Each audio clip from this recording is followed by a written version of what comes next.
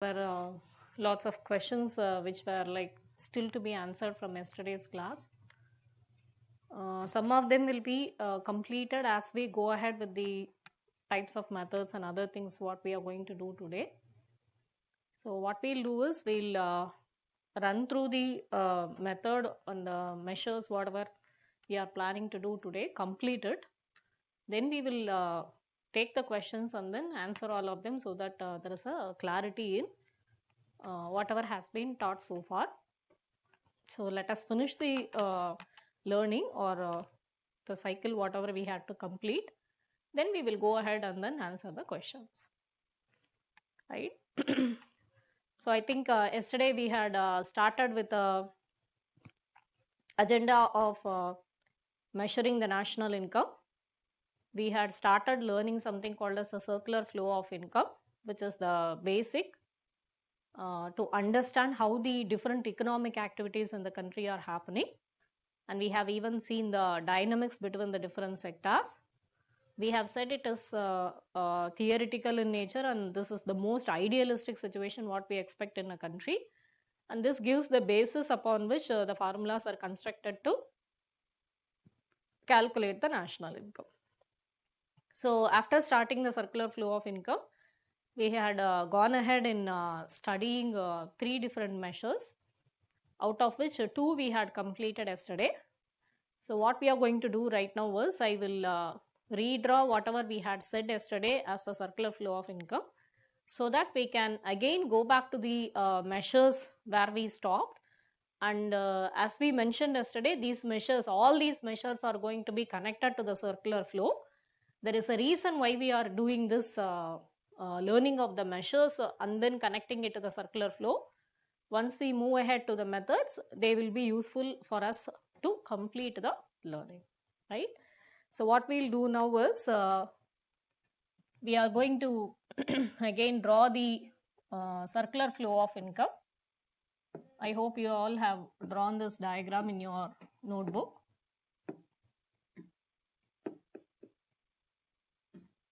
We had started our discussion by concentrating on the business sector. We had mentioned the major activity of the business sector will be the production of goods and services,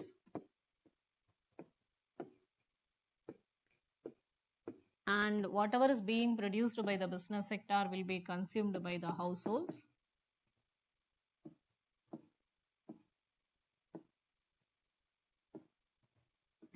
So the goods and services are being given here. The household is giving the consumption expenditure.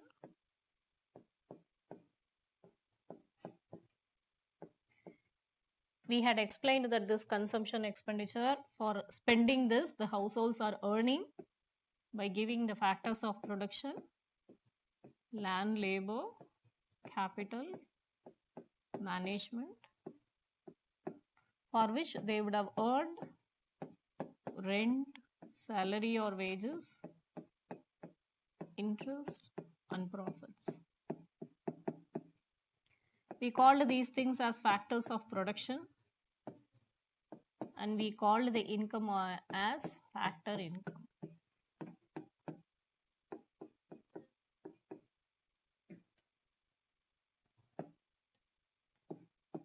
So initially we wrote the equation as income is equivalent to consumption.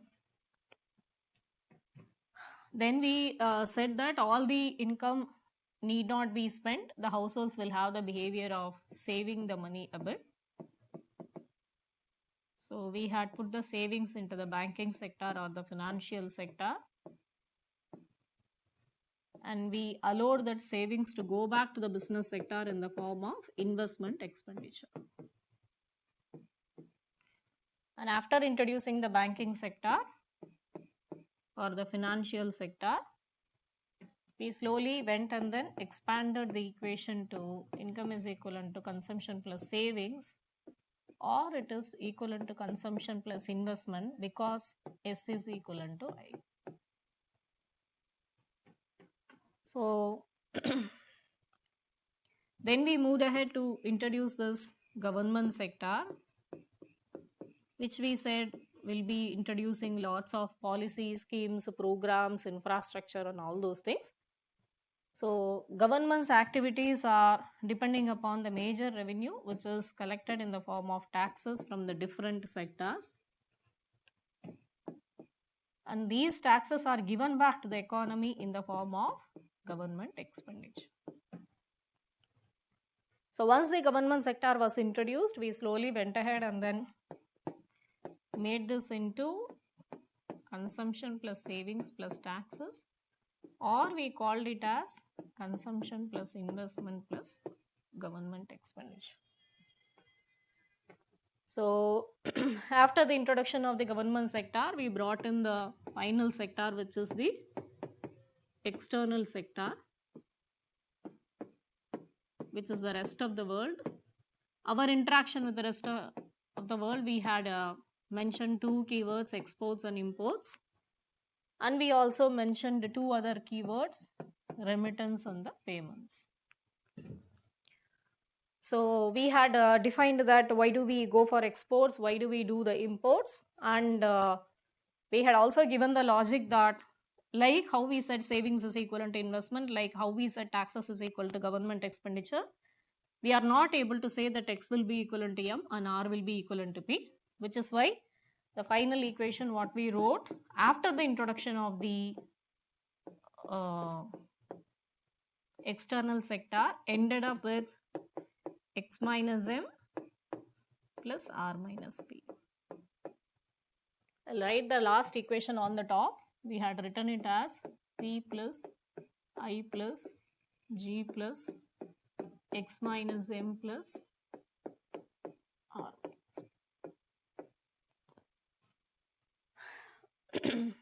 So I think all these equations were written yesterday. Somebody was asking, should we not write it as C plus S plus T plus X minus M plus R minus P? We said it is the same. You can write, but why we are choosing this particular kind of an equation, we wanted to tell a logic to it. So maybe we'll mention the logic right now. See, when you are saving, when you are saying savings, it is getting into the banking sector. Then we are allowing this savings to get out of the banking sector in the form of investment expenditure to the business sector.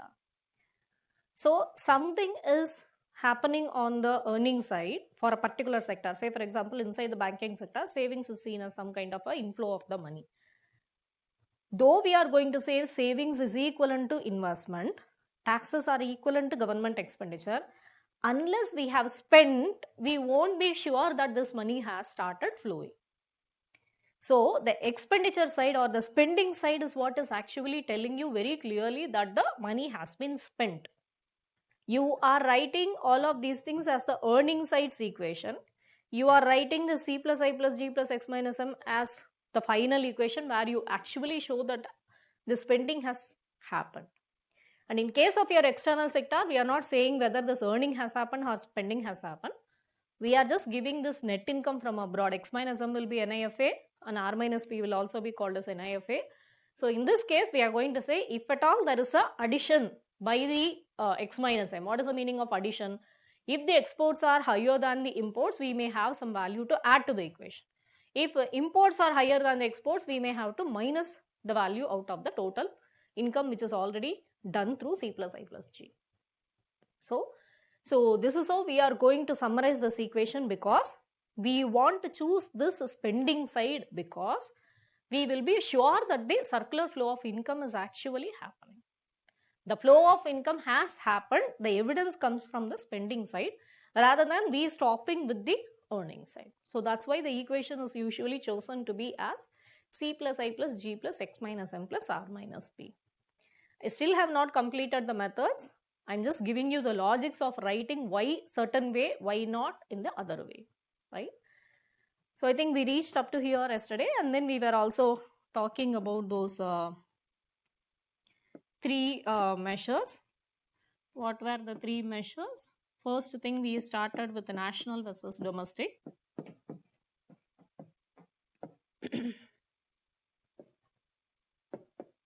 In that case, we had mentioned looking at the circular flow, which are all the sectors which will be domestic in nature and which will become into national into nature or international in nature. Here we had agreed that this R minus P, that NIFA alone will be taken as the difference between the domestic and national, because all of these sectors are treated as domestic sectors. Part of the external sector is also treated as domestic sector, which is about the X minus M. We had given like two logics why we have to consider the X minus M as a domestic sector. Then we agreed R minus P because I go to US, work there and send back money. A German comes to India and then earns money here and sends back to his country. So these two things are purely international in nature, which is why we allowed R minus P alone to become the difference between the domestic and the national measures. So that's the first thing what we discussed. The second thing what we discussed in the measures was gross versus net. So in this case, we went ahead and then concentrated on the business sector. What in the business sector? We said there are usage of lots of machineries and equipments here. Why should we concentrate on the usage? Because once in a while we have to go for the replacement of these machineries and equipments. So we called the concept as depreciation. So either we have to make use of the word replacement capital, or we have to make use of the word capital allowance. Capital allowance was the word which was made use in the question by UPSC. In a year, they had asked the difference between the gross and the net measures of the national income, in which case you have to choose one of the four objective type answers. One of the answers was mentioned as capital allowance. It was not even written as depreciation. So we need to know the alternate name. So we are presenting all of these things. So between national versus domestic, the difference is NIFA, which is R minus P. Between gross and the net, the difference is depreciation. The depreciation's other names are replacement capital and capital allowance. We have already mentioned that these machineries and equipments have to be replaced once in a while. We gave an example of like once in 5 years. In that case, every company will have to spend some money on the purchasing of replacement of the existing capital, in which case there could be reduction in some amount of profits because they have to spend it, they must spend it even if they have to run the current level of classes or current level of output generation. So it becomes like a necessary thing which we have to do, but it may take a toll on the profits. So that's why we have mentioned when the business sector is sharing the factor income with the household sector, what are all the changes which are possible to happen is, one, this we can minus the depreciation from the profits and then show the data, in which case it will be called as the net income. If you don't minus the depreciation, if you are grossly telling the income, then it will be called as a gross income. I think we had reached up to here in the previous class, to yesterday's class. So now we have to write the third concept, which is called as market prices versus factor cost. We will discuss about this market prices versus factor cost in another page. Then we will come back to this diagram so that we complete the learning of this. So I'm going to take another page till we finish that. Then we come back again to the same diagram.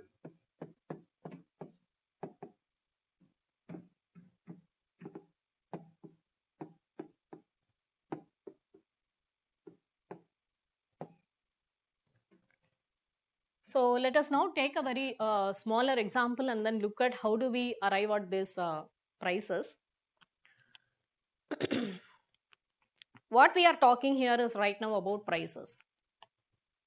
We are going to study about two types of prices. Then we go and link back these prices into the circular flow of income. Assume that I am a producer and I am producing this pen. The cost of production of this pen will be 10 rupees. When I say cost of production, you all now know what are all the factors of production which you want. Yesterday's example, we had mentioned land, labor, capital management. These are all the things which are essential to produce anything. We gave the example of producing educational services like our online classes. We gave example of a farmer who is producing rice or wheat. So we have given lots of examples. Today we will pick up a small example where I'm going to say that I am the producer of this pen, and I'm declaring that the cost of production of this pen is 10 rupees. Now we have to ask a question. I have produced a pen. Can I sell the pen at the same 10 rupees? I've said cost of production. Usually we all have the tendency that we set the price of the pen depending upon the cost of the pen. But the same price I won't be able to buy. Suppose if this is sold in Santosh supermarket, which is here in Anna Nagar, though I have produced it for 10 rupees, there will be some changes in the prices by the time it comes to the retail shop and then come out to your hand. So now in your mind you will be thinking, what are all the other things which may be added to it when it comes to the retail shop? Some of you may be thinking that maybe there is a packaging cost, maybe there is a transportation cost, maybe there is a marketing cost, all of these things. For me, when I mention this 10 rupees, I'm going to mention this inclusive of all of these things what you have thought in your mind. Please understand, when I say cost of production, it's not only like the land, labor, capital management. I'm including every cost into it. Marketing and then packaging and then transporting and then downloading there and then keeping it in the shelf. So the total cost here is 10 rupees. Then somebody in your mind, you will also be thinking that whether you have added on the profit after on this. That's not the way how we think, because as I mentioned already, land, labor, capital management, when you talk about the management, there itself you would have accounted for the profit upon the pen. So inclusive of everything, it is 10 rupees. But still, I just can't buy the pen at 10 rupees from the shop, the retail shop. So then now you ask to yourself in your mind, what are the other things other than these things can add up to the further price, so that I get in a different thing. I actually get in a higher price. Why is this price escalation happening at the Santosh supermarket?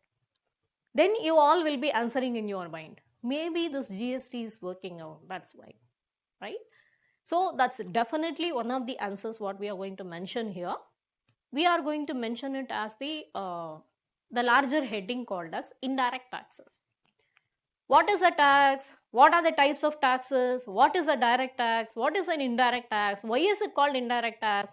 All of these discussions we are going to have in the next class, which we are going to talk about the public finance. We are going to talk about the government. We are going to talk how the government is earning, how the government is spending. So when we are getting into the next topic, definitely we are going to tell you about all the types of taxes. For now, coming back to the smaller example, I am talking about selling a pen from Santosh supermarket. I know that I have to levy a GST upon it. I am very sure you are all familiar with the word GST. When does this GST come? Whenever you are buying a good or a service, you have to pay the GST. So let me say that, for example, I'm just giving you a numerical example so that we all understand what we are talking. So let me say the cost of production of the pen is 10 rupees and the GST which is levied upon this pen is 2 rupees, right? I'm giving you some numbers to assume. Then there is also yet another factor which can have an influence upon the price, which we are going to call as subsidies, right? I am writing on the board whatever I have talked so far. One, I said that of production of the pen, which I called as rupees 10. Number 2, I said that there could be indirect taxes which are levied upon the pen, which you want to call, you call it as GST. And I am, for example, taking it as rupees 2.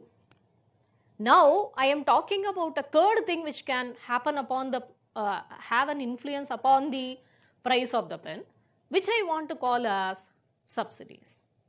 So first let us tell that what is a subsidy and why is it being given and who is giving it. About subsidies, we are again going to have types of subsidies and descriptions in the government sector. But right now, to understand how the price of the pen can be influenced by the subsidies, we'll tell some basic words about it.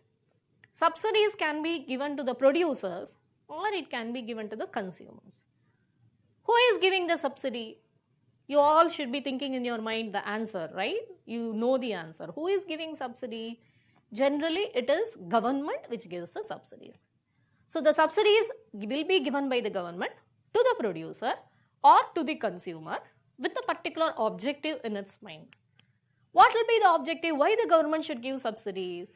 If I am a producer, if I get some subsidy, say for example, my electricity prices actually reduced a bit, or if they are giving me the bank loan at a lower rate of interest, in which case I'll call it as interest subsidy. So I am getting some facilities from the government which will help me reduce the cost of production, which will actually make this pen much more affordable to the consumers. That's the objective. Or if the government is directly going and giving the money to the consumers will receive the money. Say for example, you are all familiar with the LPG cylinder subsidy which comes as a DBT into your account, with which you will be able to go and buy the commodity. So what we are trying to tell is, subsidy has an objective of making the things affordable in nature so that the consumers can buy it easily. Either it is given to the producer or it is given to the consumer, whatever way they may be giving it, the major objective of giving the subsidy is to improve the affordability. Right? So these are the basics to know about the subsidies. And now that we have known a bit about it, government is giving. In this case, I am talking about the producer side. So assume that I am the producer of the pen. And the maybe I am belonging to a small micro industry. You are all familiar with the word MSME, right? Micro, small, medium enterprises. So maybe I am a very small enterprise. So the government is wanting to give me some subsidy in the form of electricity when I am doing the production. This is the production center of the pen. So they are giving me a bit of a subsidy. I am producing this pen. So the cost of production of the pen is likely to come down when I receive a subsidy. So now I am going to write this number. Subsidy which I have received from the government for the production of this pen is rupees 1. So what has happened is, from the cost of production, when I minus the subsidy, the price will slowly go down. With the cost of production, I have to add the taxes because GST is levied upon every good and the service whichever is being sold. So we are going to add it. So when you see this kind of a presentation here, the answer is going to be rupees 11. If there was no subsidy, the answer would have become rupees 12. If there is no GST or subsidy, then it becomes only 10, right? So whatever you have written on the left hand side, this will be called as market prices.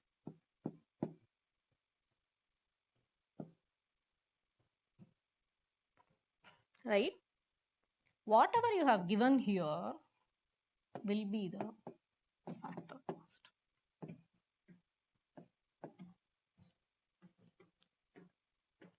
I hope we are very clear in whatever we have said so far. I believe that everybody is on the same platform. We have done a very small illustration in mathematics to tell you that every good will be levied with a tax which you have to add it.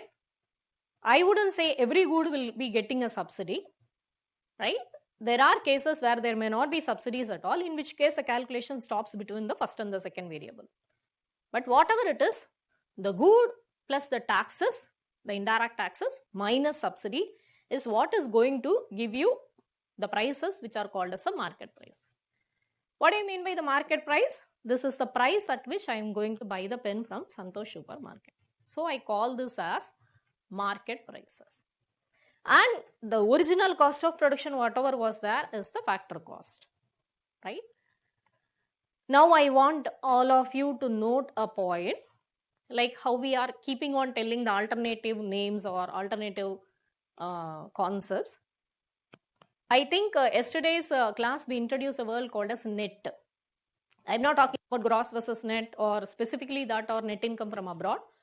In all these cases, there is a logic. What is the logic?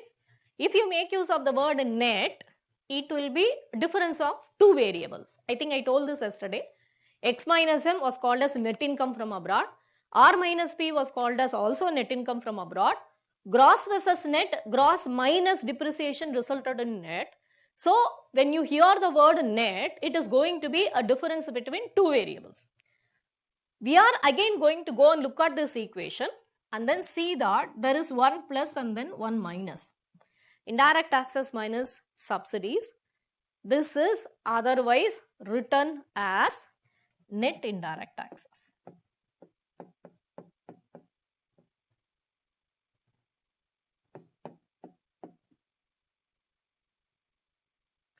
I hope you all followed why we have written it as net indirect taxes. Net is the difference between the indirect taxes minus subsidy. Immediately you can come up with a question. Why shouldn't I write it as net subsidy? Why are you asking me to write it as net indirect taxes? I'm having two variables in it, right? Usually this indirect taxes will be larger in value when compared with the subsidy. So we write this particular part of the equation as net indirect taxes. So if in the question paper they are going to give that market price is equivalent to factor cost plus net indirect taxes, is it correct or wrong? You ask yourself. The equation can be written as market prices is equivalent to factor cost plus indirect taxes minus subsidy. That's one way of writing it. Or the same equation, market price is equivalent to the cost of production or the factor cost plus net indirect taxes. Both are going to mean the same. The answer is going to be the same, right? So when you don't keep on searching for the subsidy in this particular equation, because it has been already netted out from the indirect taxes. That's why the word net indirect taxes. Everybody is clear with this? Anybody is having any doubt?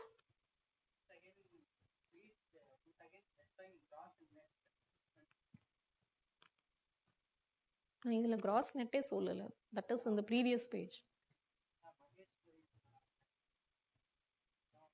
Then I'll answer. Anything on this particular part?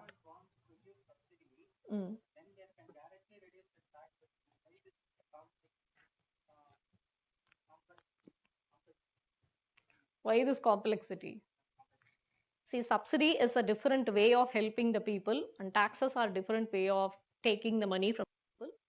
When we get into the government's policies, which we are going to do in the next class, we can answer it. Subsidy and the taxes, they are not the same. Actually, subsidies can't be applied on all the goods and services, whereas taxes can be applied upon most of the goods and services. So there are lots of logics why we don't want to take away the subsidy and then reduce the taxes. So that is all not possible or a feasible solution as far as India is concerned. So we'll tell more logic for it again later in the next class. As of now, I have said some simple mathematical illustration. If you all have followed this, I want to rewrite this equation in another way. What is rewriting this equation in another way? Now all of you write factor cost on the left hand side. Where is factor cost? Here it is. So if this factor cost is what is written on the left hand side, and you have to arrive at the factor cost from the market prices, how do you rewrite the equation? This indirect taxes will come on to the left hand side, the subsidy will come on to the left hand side. So you're going to write market prices minus indirect taxes plus subsidy. This is what will be the factor cost. Whatever is given in the equation, you should be able to move between the two sides. This is a definite learning which is required for you completing the topic whatever we have chosen. So please learn to write market prices is equivalent to factor cost plus indirect taxes minus subsidy. Factor cost is equivalent to market prices minus indirect taxes plus subsidy. So these two equations you should be very, very clear in your mind. If anybody is not able to write these two things back and forth, you need to understand what we have written and then please learn it. And you always have to remember the other words, because this net indirect taxes is also a word which will be replacing these two things together. So anywhere which is being replaced, you have to be careful about it and then write it.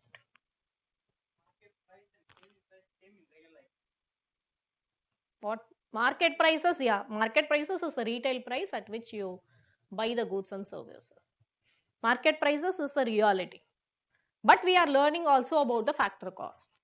Now we have to also tell you the logic why we are learning both the prices. Maybe market prices we are learning how it is being constructed. But we are also learning to rewrite the factor cost. There is a significance between these two prices which we will tell as we complete the methods. As of now, if there is a pen, the pen is being produced at 10 rupee, the taxes are 2 rupee, the subsidy given to the pen is 1 rupee, you should know the factor cost, you should know the market price. Both of these things, calculations, presentation in the form of formula, alternative names, all of these things are must for us to learn for completing the topic on learning national income. Are we clear on whatever we have written on the board? Cost of production, compare both manufacturer and retail profit. All profits are included into the cost of production. I already told you, land, labor, capital, management. 4 factors of production minimum. When you say management, they would have already accounted for profits into it. Without knowing market prices, while producing, how we can determine the factor of cost? Factor cost is basically based upon what are all the raw materials I incur for the production of a particular thing. That's why I said I always ask you to think within a framework. Don't think outside the framework, which may give us like many answers and we'll be confused. If I talk about the production of this pen, my mind should be working within a framework, land, labor, capital, management. And beyond this, there can be some added components like marketing, transportation, packaging, labeling. I already told you in the beginning itself while describing the example, putting together all of those things, the cost of production, let us call it as 10 rupees. That's how we stood, because we want to only isolate 2 more variables beyond this. One is taxes, another one is subsidy. Rest of all our whatever cost you want to mention, put everything into the cost of production. FT is equal to MT minus indirect taxes. Right? Net indirect taxes. That's right. Indirect taxes and subsidies combination called as net direct taxes. It's not called as net subsidies. The combination of indirect taxes and subsidy will be called as net indirect taxes. This part. Yes, direct taxes and distribution is inclusive factor cost. We are not talking about direct taxes here. We are not talking about I haven't even told you what is a direct tax as of now. So we are not talking about any of the direct taxes into this. I will bring in all those taxes description later after I discuss about the production when we go to the personal income. Until we get to the concept of personal income, we don't talk about direct taxes. We are talking only about indirect tax because it is production sector. In case of production sector, we are talking about producing the goods and services. The taxes which are applicable to the production of the goods and services is GST. So we are talking and limiting the discussion only to indirect taxes. Yes, just for a clarification, can I assume that the net indirect tax return intervention by the government of economy, if there is no net indirect tax, will the economy be capitalized? Of course, there will be not messy. Why the government has to collect the taxes for its own expenditure, right? So if the government is not very controlling, maybe it may not levy you very higher percentage of the taxes, or it may not help you by giving you subsidies. In which case, whatever you produce, you will be able to sell it at the same cost. But that's not the case what is happening with India. We do have taxes, we do have subsidies. The final equation, if we apply the same rupee, FT will come as 9 rupees. C will not come as 9 rupees. Factor cost, it will come as 10 rupee. Because market prices will be 11 minus indirect taxes will be minus 2, which will become 9. you have to add the subsidy which is 1. So the answer will again become into 10. You can write the numbers. This will be 10 because this will be 12 minus, 11 minus 2 plus 1. So the answer will be 10.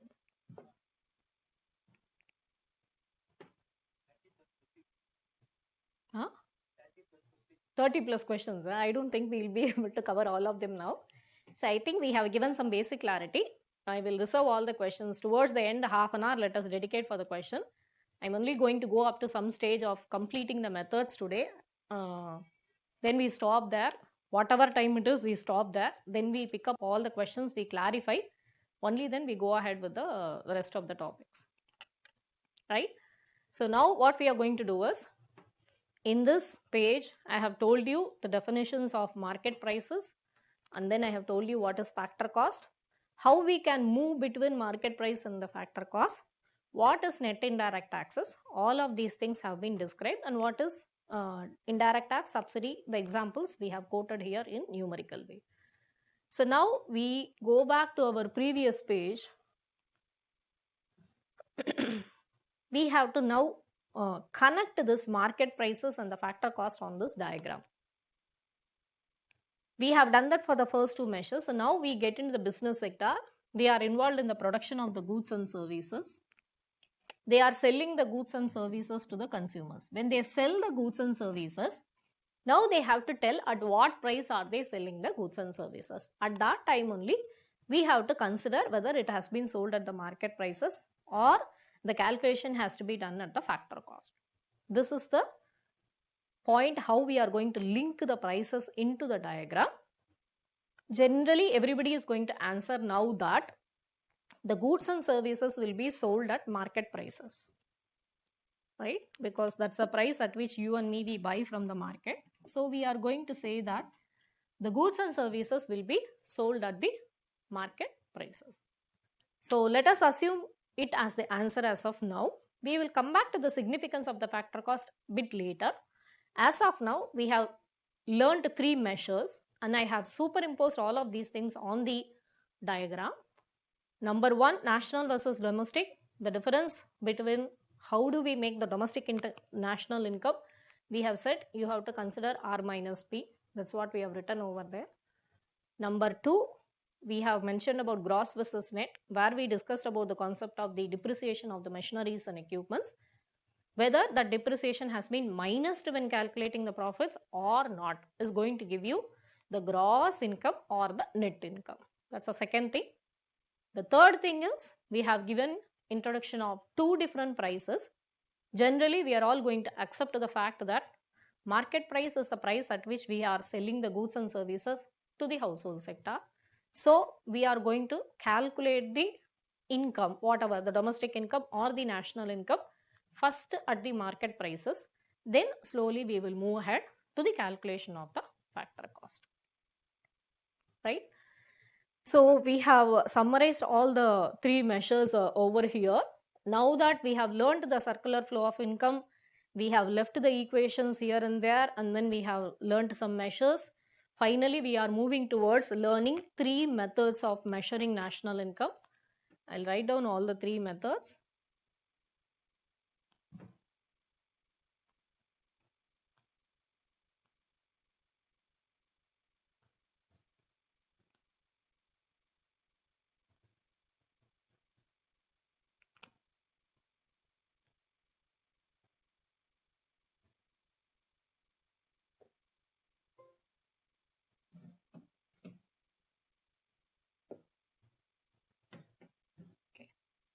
So now I am going to write three methods. First method is income method. Second method is expenditure method. Third method is product method. So these are the three methods with which Central Statistical Organization, you remember yesterday we were mentioning about this organization for the calculation of national income. CSO is going to follow three methods. If you recall back yesterday's beginning of the class, we were mentioning that if I come and ask you whether you will be able to report your household income very clearly, we had different answers to that, where we said maybe the income data is not able to be said clearly. Some people will be able to say it clearly. Some people may not even know how to tell it clearly. So there were challenges with the income method. That's why we said like CSO just can't go and approach the households and find out their income and add it and put it up as a national income. And therefore, there is a necessity that we cross-check it with the three methods. So now we are going to study all the three methods, and all the three methods have to give you the same answer. So we'll see how it is going to happen. First of all, if you have drawn this diagram, I want all of you to do one thing. Pick up any like pencil or anything and then put one imaginary line like this and cut the cycle or the circular flow into two halves. You would have drawn the diagram in your notebook. I request all of you to cut the circle into two equal halves. Basically, like put the dotted line below the business sector and the household sector. We're going to have two kind of presentations from the circle. Now, whatever is here on the upper half of the circle will be called as the income method.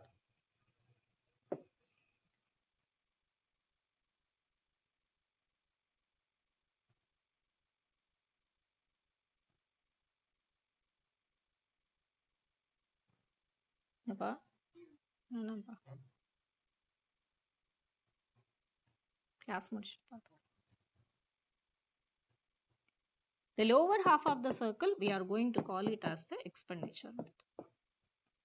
So we have already completed learning two major methods, the income method and the expenditure method. We'll write it on the board, don't worry. I'm just telling you how it has been already completed. The upper half of the circle, we said that there are like different types of factor income which are earned by the household sector, which we have already written here as rent, salary, wages, interest and profits. So this is what has been summarized as the income. And if you look at this equation, whatever we have written on the board, this factor income only we have written on this left hand side, to which on the right hand side we went on elaborating. The income which has been earned by the household sector, it is spent in the form of consumption expenditure, or it is being saved, or it is being paid in the form of the taxes. So the logic, the first logic, what everybody has to understand here is, whatever is earned in the upper half of the circle is what is being spent in the lower half of the circle. Basically, remember one thing, if I am spending 100 rupees, I should have earned it elsewhere. Without the income, I cannot spend. This sounds like a very simple English statement, but it is very, very important for economics for us to understand the statement so that we can complete the methods. So what we are telling is, we add up all the income which is there in the numerator or the upper half of the circle. This is the addition which makes you write the formula of the income method, and how all this income has been spent is what has been written in the lower half of the circle. And whatever we deal with the external sector, there is a way how you can write it. Now what I'll do is, we will go to the next page and we will write what we are trying to tell.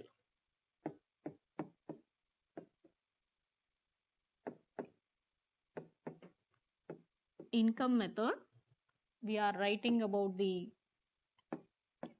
domestic income and you can also elevate it into national income.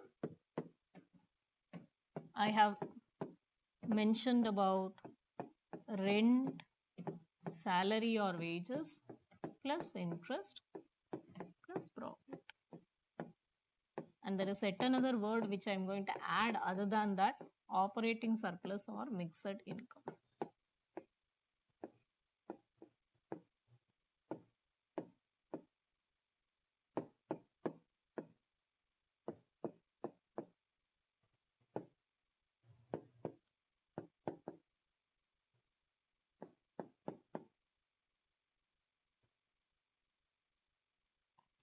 This is one additional variable which has not been written in the circular flow, which I am writing here. I'll tell you what it is.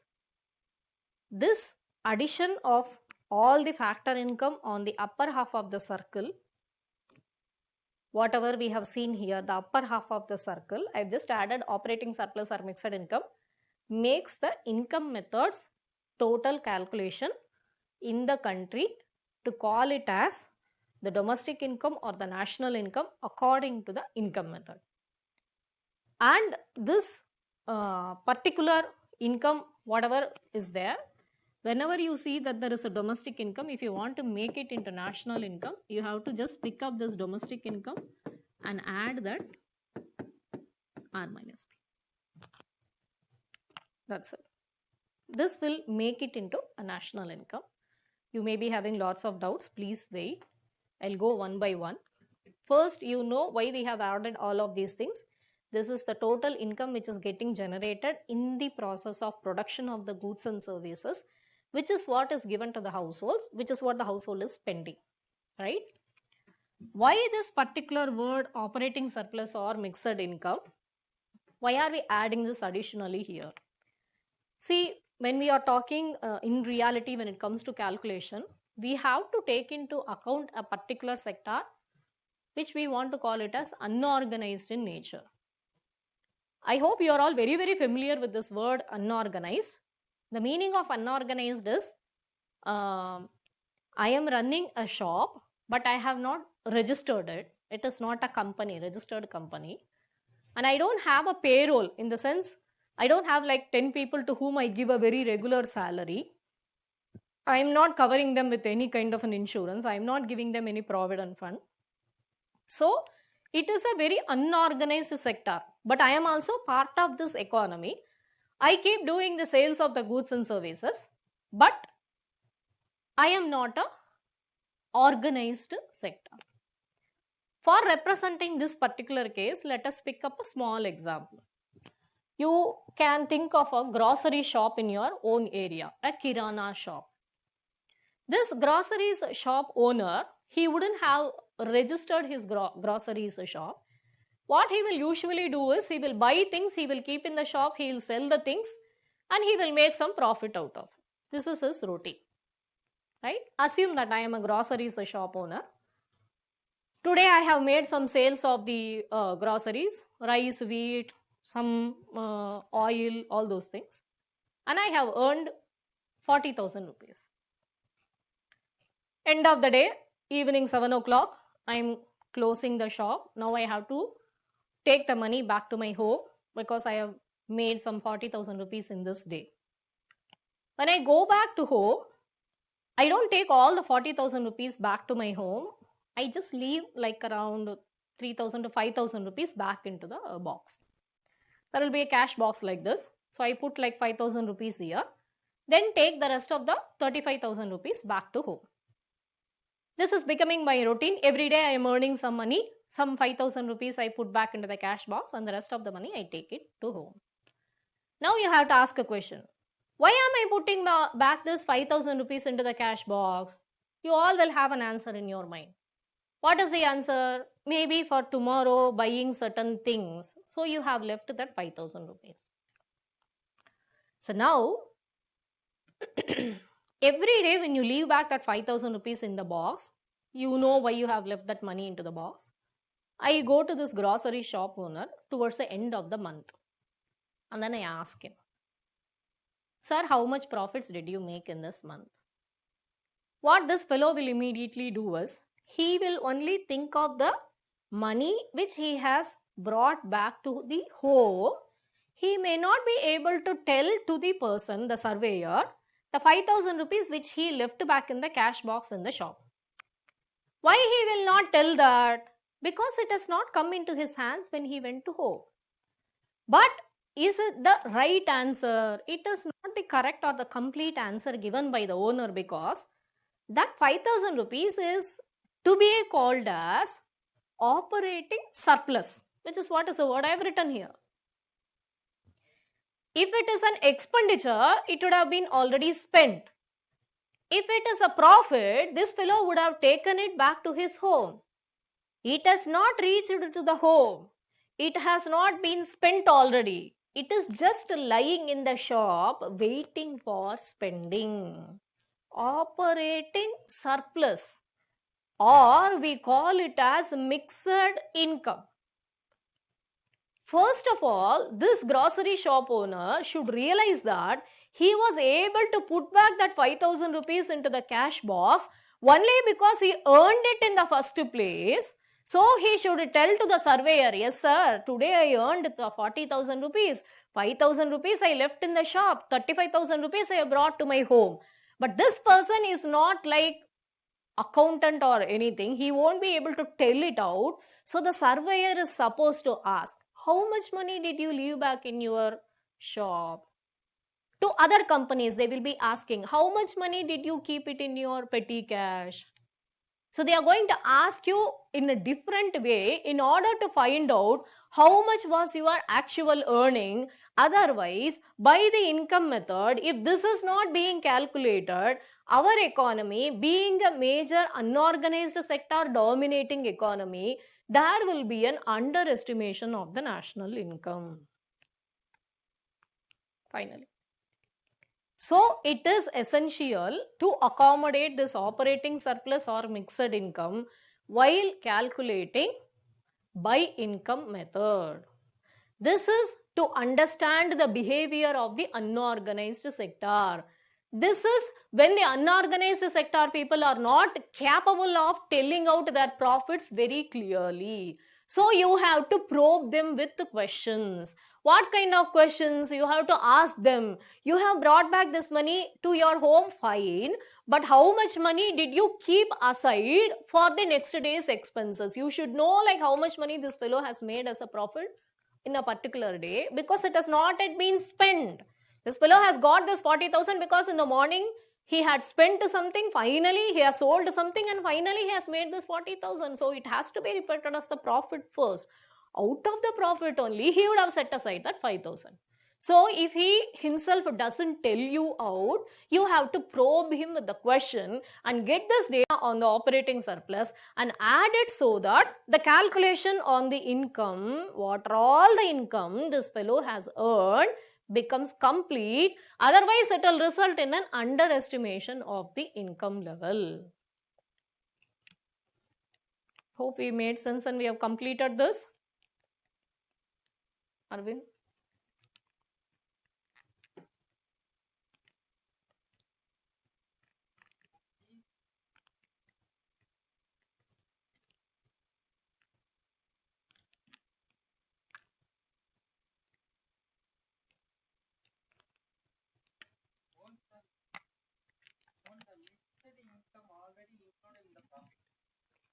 Mixed income, if they report as a profit, it is well and fine, which is what we are asking them to tell. They don't report just the profit, they do report the profit. They'll say, if I am the grocery shop owner, I told you 35,000 is my profit. But he would have forgotten about this 5,000 rupees which he kept in his shop. 35,000 is the profit which is reported by the grocery shop owner. But the unreported profit of the grocery shop owner is the 5,000, which I want to call as the operating surplus because he has reserved it for the next day's expenses. Or I want to call it as a mixed income because I can call it as an income or I can call it as an expenditure. That's how the grocery shop owner will look at it, because it is not in his hands but it was earned by him. So therefore we introduce the concept as the mixed income. But this part, whatever I have written here, is part of the profit only, which those people, they won't be able to tell out directly. So you ask them and then figure out and then put this under another heading called as mixed income or operating surplus. I think that makes import and export, everything would have come into the profits. The company would have done exports, in which case if it has earned money, it gets reflected on the profits. The company could have imported some raw materials, in which case it would have spent and then that will go down on the profits.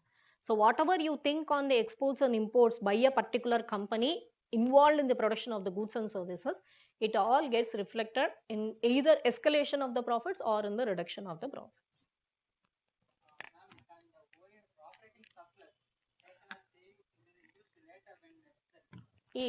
Don't call operating surplus as savings, because this fellow is not going to keep this operating surplus exactly in the bank. It may be even maintained within the company or within the shopping premises. It is a smaller amount which they maintain for the next day's expenses. Of course, if it is an organized sector, they will maintain it with the bank, and then they may maintain it in the form of the current account and they can issue the checks. In case of the unorganized sector, that's where we have to probe this question and get out of them.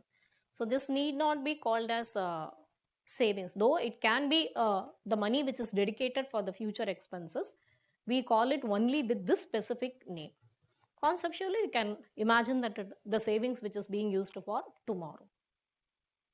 Operating surplus understood, but can you please tell me what will be the exact definition? Operating surplus, if you want to write in a statement, you can say that it is an amount which has been reserved for the future expenses, but it has not been spent yet, and it will be coming out of the profits made by the company in a day, company or the shop, whatever. It will be coming out of the profits and it is being reserved for the expenses in the future. Today it is lying readily available for spending in the future. That's how we can define operating surplus. Can we say operating surplus or reinvestment? You can call it as reinvestment. If you want, you can call it. Underestimation means if you don't ask the shop owner about this 5,000 rupees which he kept aside every day, then you will be writing only 35,000 instead of the 40,000. 40,000 is the actual profits which he made. Again, I am telling you repeatedly to remember the logic. You cannot spend without earning. So in which case, if you have put some money into the operating surplus, first of all, you should have earned the money. So the earning should have been reflected in this concept of profits. So there, if you are reporting the profits lesser, it will result in the underestimation of the income. Right? So any further questions, I'll take it towards the end of the class. I hope I have clarified upon the income method. So whatever is there in the upper half of the circle, we have called all of these things will be together making the income method. These are the all possible ways how the business sector can actually make the payments to the household sector, and that becomes the income to the household sector. So this is what we want to earn. All of these things will go into the balance sheet of the business sector if it is an organized sector. Otherwise, we have to probe and ask the operating surplus or the mixed income. சொல்லுங்க.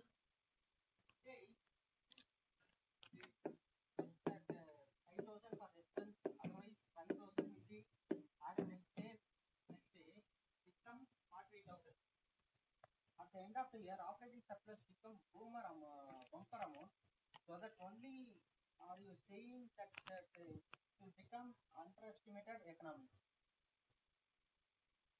undermined economy. See, whatever may be the numbers, just keep only one logic.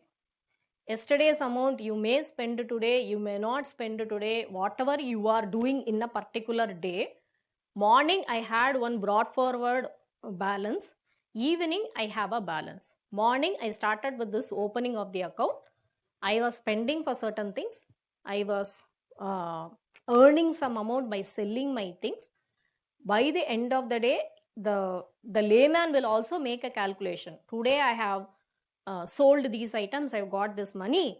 Today I have spent these items money and then bought these items. So basically he himself will be able to make one amount of profit towards the end of the day. But after making the calculation of the profits, when he locks his shop, whatever amount he puts it back into the operating surplus or the cash box, that is what we are asking him to report towards the end of the month. How much money are you keeping back into your cash box? If we don't ask this question, it is underestimation, because he was able to keep back that money into the cash box only because he earned in the first place. Right? It can be in a day-to-day calculations, it can be on a monthly calculations, it can be on a yearly calculations. whatever it is, for us, we want to know the volume of money which has gone into the operating surplus. Where should we include X minus M? X minus M, I already told you, you include the X minus M into the profits. See, I am a pen producing company. I was engaging some laborer. I have hired this hall. The laborer, they come, they produce the pen. Some raw material for this pen I am importing. So that will also be included in the raw material cost. So that cost, everything will be finally reflecting in the profits whatever I have made. If I have exported, I would have made some money. So that money is also going to be reflecting into the profits whatever I have made. Right? So I am the producer. I have sold the goods and services either within the household sector, or I have sold the goods by exporting to some other place.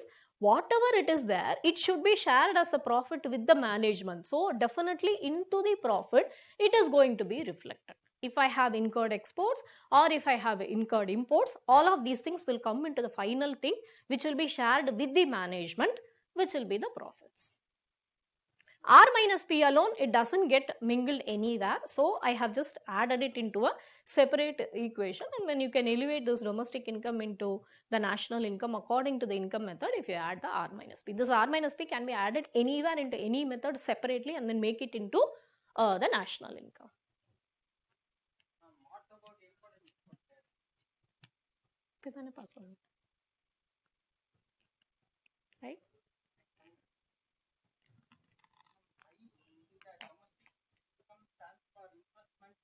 It is only income.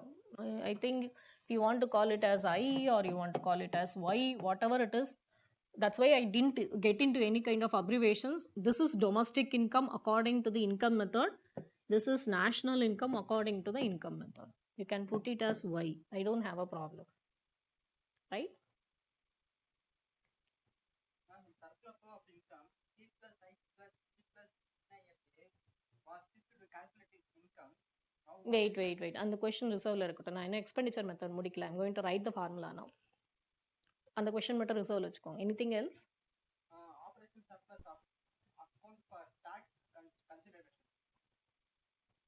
They are unorganized sector. Unless they declare, we won't be able to put the taxes upon them.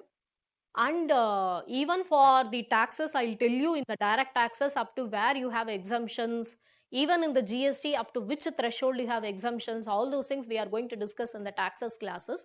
So as of now, don't get much into the calculation of the taxes side. Of course, these things should be added on to the profit, and you have to discuss about the corporate profit tax, but corporate profit tax can be levied only if you have registered yourself as a corporate. And if you talk about the any kind of the taxes, there will be a threshold. So these unorganized sector people, unless they report their income properly to us, we won't be able to ask taxes from them. So those discussions I will reserve for the taxes class. As of now, assume that this operating surplus is the profit which was not reported properly by the unorganized sector into this variable, whereas the organized sector would have very clearly reported its profits through this particular variable. So we don't want to miss out on this particular component which belongs to the unorganized sector, and we are escalating the or properly calculating the national income or the domestic income by including this variable into the equation. That's how we look at this operating surplus. The operating surplus also applicable to salary or wages earned from government sector or private company. Generally, you put this operating surplus as part of your profits. Don't get into rent or salaries or wages or the interest. All of these items, they will be able to very clearly tell this much salary I got, this much wages I got. We are talking about unorganized sector. So just keep this item as part of the profits. Don't extend this to anything else.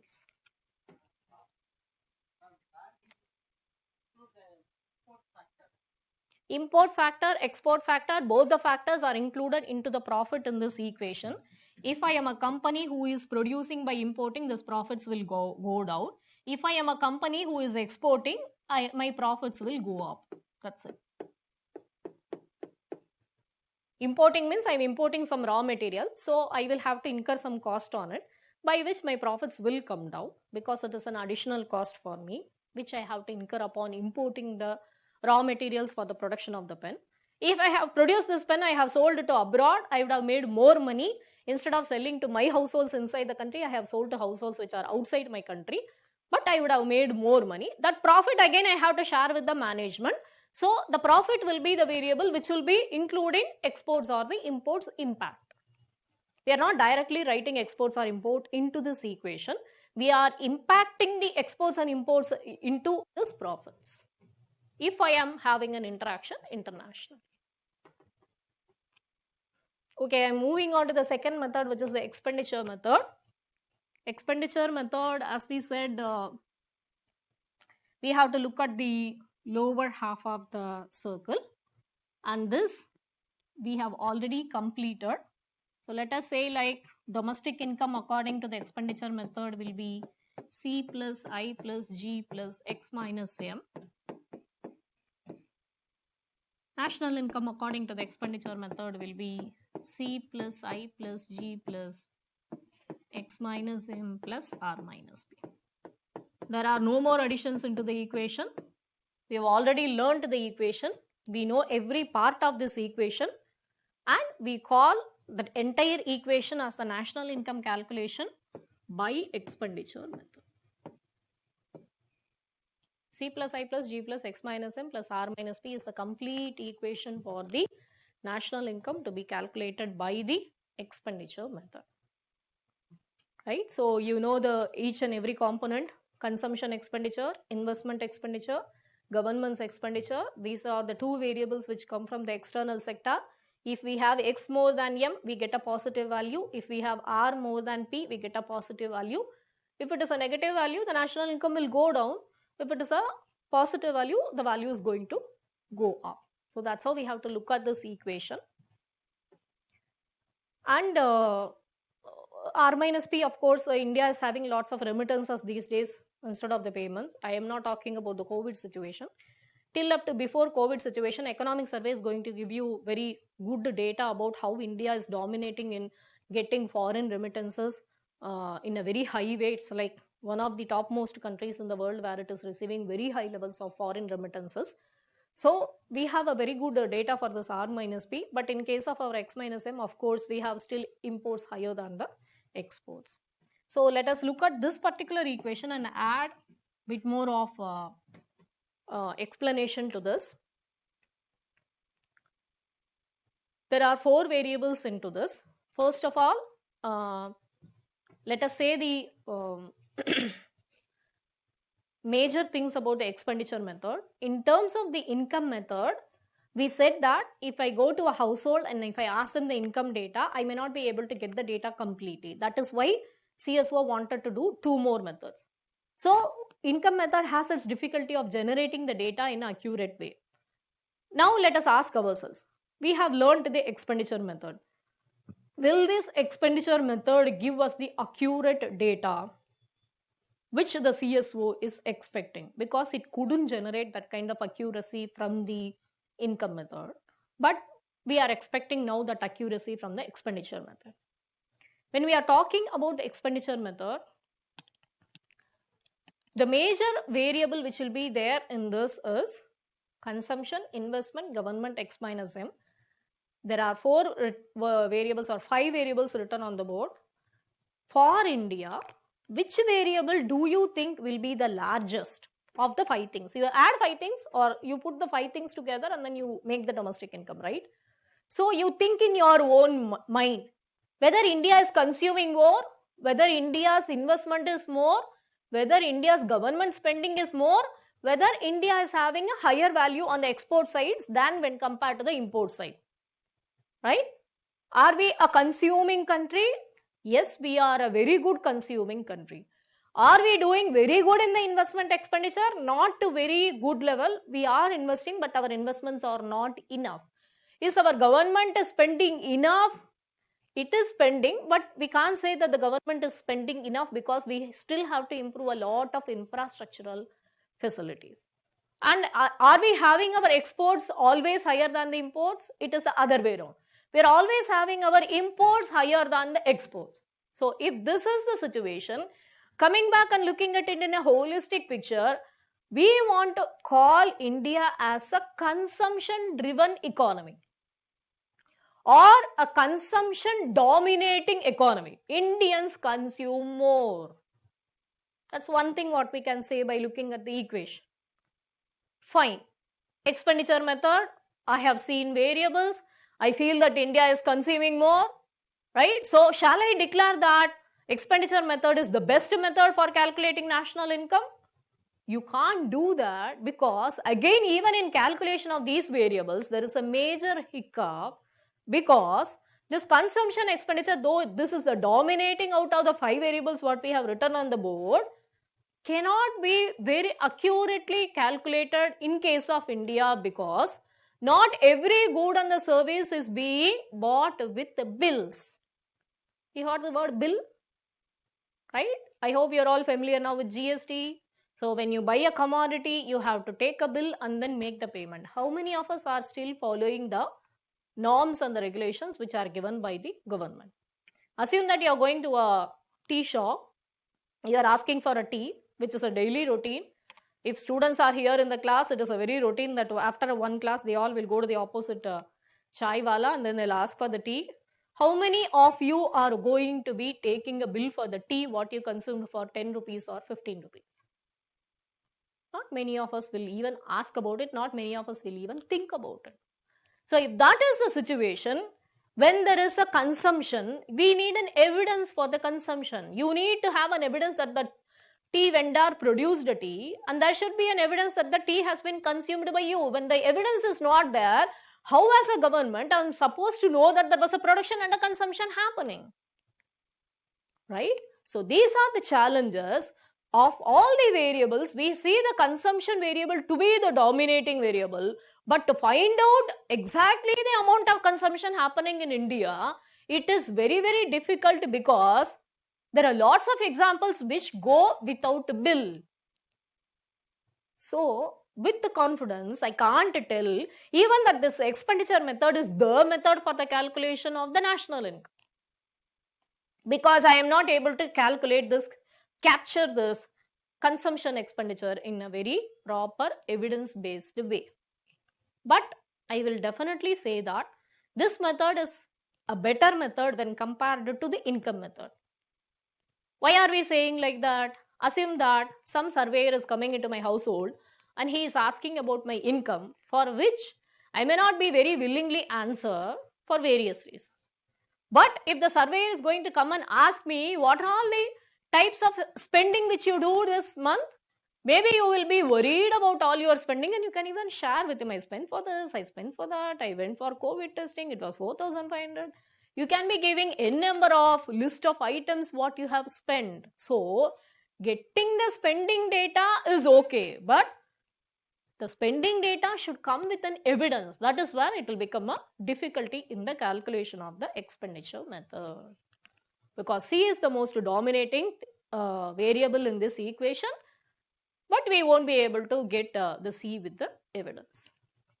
So this is the case of India, and we can't say the same case will be there with every country. You may have like a different countries having different variables dominating in this. You can see certain countries dominating in investment, certain countries are dominating in exports. You will have lots of examples like this, right? So India is a consumption driven economy.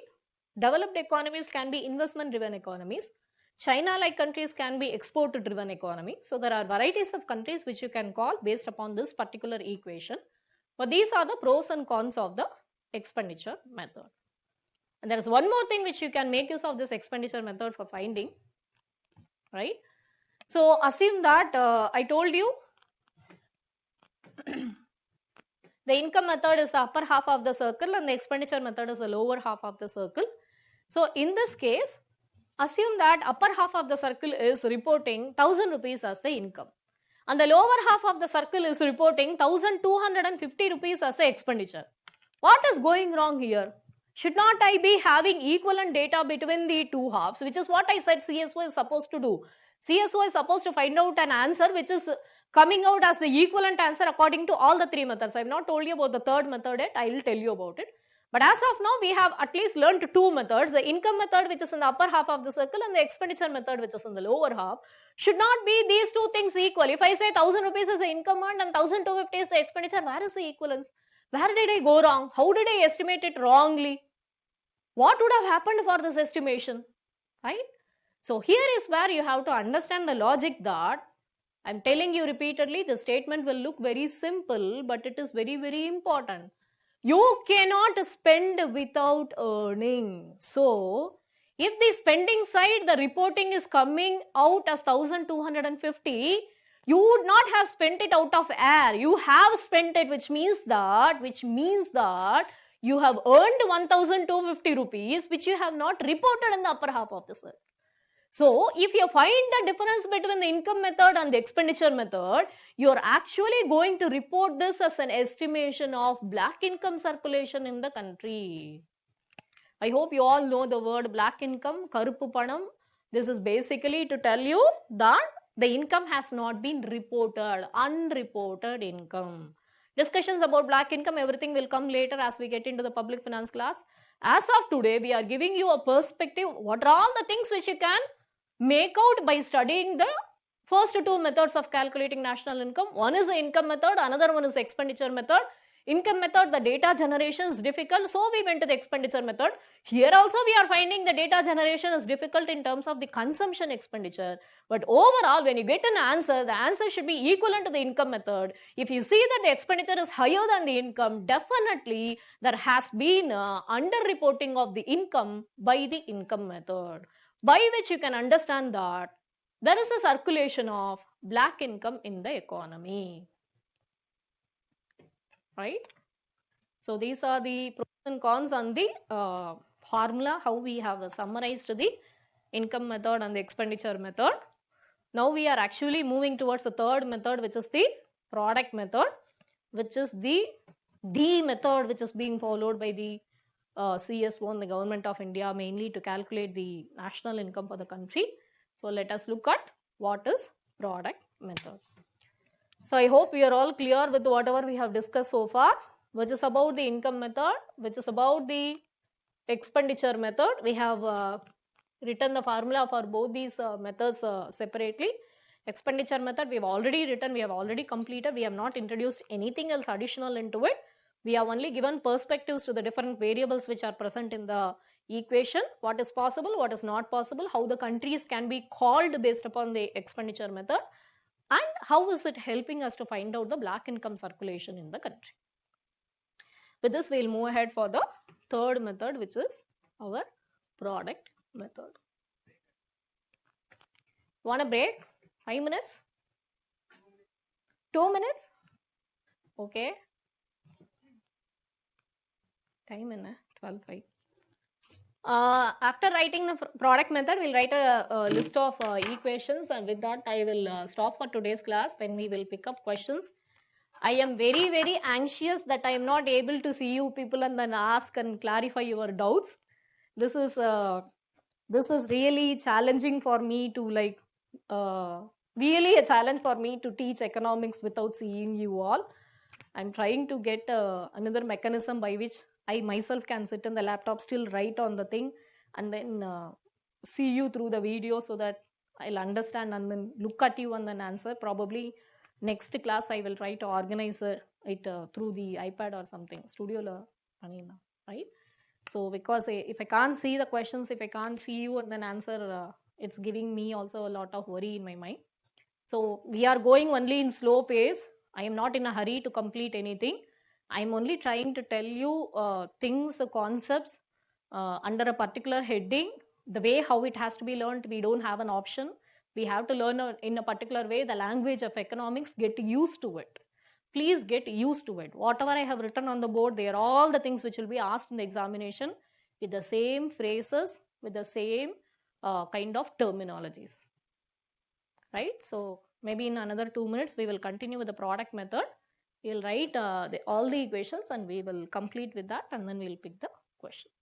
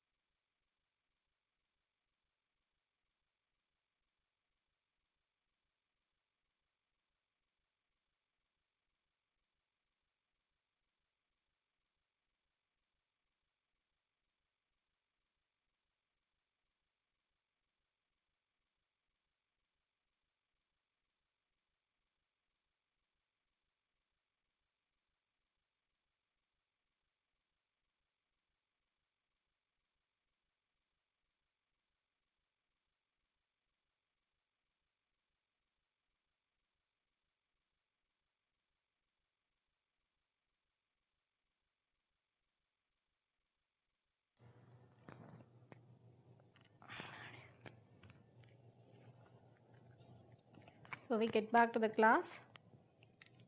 We will continue with the third method, whatever we mentioned, which is about the product method.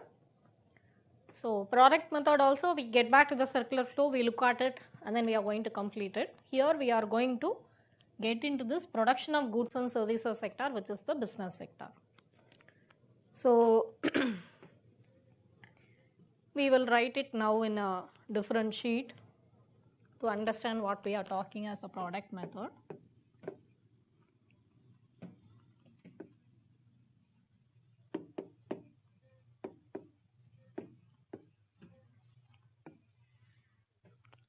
We are talking about production of goods and services.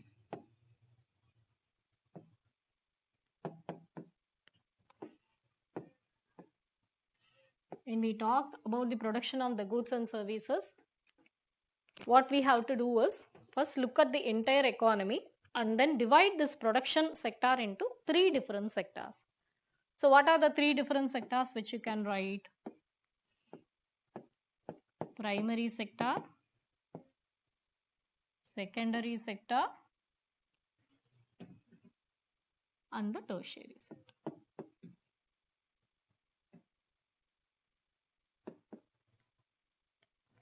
So now you have to make a list of what are the activities which can be called as primary, secondary, and tertiary. This template is a must from today. As economic students, you are slowly transforming yourself into economic students. You have started learning about national income, right? You should have this template. You should have a framework to think. So the framework is this. Tell me some examples which you can assume that as the primary sector, right? Obviously, you are going to give me answers like agriculture, fisheries, mining and quarrying, then all the subsistence related sectors. Answers எழுதுறாங்களா? Raw materials, forestry, horticulture, pomiculture, sericulture, livestock related activity, right? Cattle rearing, yes. All of those things, basic essential subsistence raw materials, you're going to put it into primary. வேற ஏதாவது எழுதிருக்காங்களா? Dairying, yes, livestock and dairying, all those things. Now you can think about examples for the secondary sector. Secondary sector is basically industries and manufacturing. So you can write all the industries, cement, steel, all the raw materials related industries and the manufacturing sector, all the processing industries, petrol industry, oil, right? There are 9 major industries or 8 major industries, core 8 industries, which they will be mentioning in index of industrial production, which we are again going to learn. As of now, secondary sector means it is the industry sector, it is a manufacturing sector, right? Now you have to put a template for the tertiary sector. So start giving examples for the tertiary sector. Tertiary sector means service sector. So you can write about IT. First thing what will come into your mind is IT. Then what? Transportation. Then what? Education, health, food and management, schools, administration, banking, financial sector, insurance sector, consultancy services, telecommunication. Health I have written. Telecommunication, transportation, telecommunication, education, health, banking, insurance, IT, real estate services, consultancy services, tourism, yes, tourism. So there are varieties of services which are there. Railways, everything comes under the transportation. Good. So I've started answering. I'm feeling very happy. Like at least I have a feel I am getting connected to the students through this. So we have n number of activities which we have put into primary, secondary, tertiary. All I want after the description of the template is, now you have to go and see what is the final good or the service which has been produced by the particular sector, primary, secondary, tertiary. What do you mean by this word final? Right? Assume that in the primary sector, in the agriculture sector, one farmer produced 100 kgs of rice. In this 100 kgs of rice, he sold 70 kg as rice for the consumption. For consumption. The rest of the 30 kg, he gave it to the industrial sector to make it into some kind of processed food products. It can be some snacks, it can be appalam vadam, it can be anything like the agro processing industries. So it can even become a flour, rice flour, and then come for the sales. So when you are talking about the word final, the final means which is ready for consumption. So what you have to do is, you have to take this word total production or total output, and you have to do one thing which is called as intermediate consumption, which will give you the final consumption. This is equivalent to the final. So this will be 100 minus 30, which will be 70. Right? What is this intermediate consumption? I have given the 30 kgs to the secondary sector for the purpose of processing, and that will be given out as a final product in the secondary industry. If I put the 30 kg as rice in the primary industry, again I put the 30 kg here in the form of the snacks or the flour, whatever I am producing, then it is going to result in a concept called as a double counting.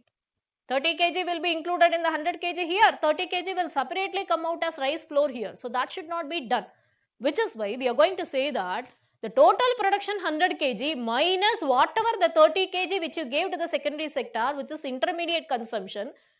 What is the answer? The final answer is 70. So that alone you have to take as a final output of a particular sector in the primary sector.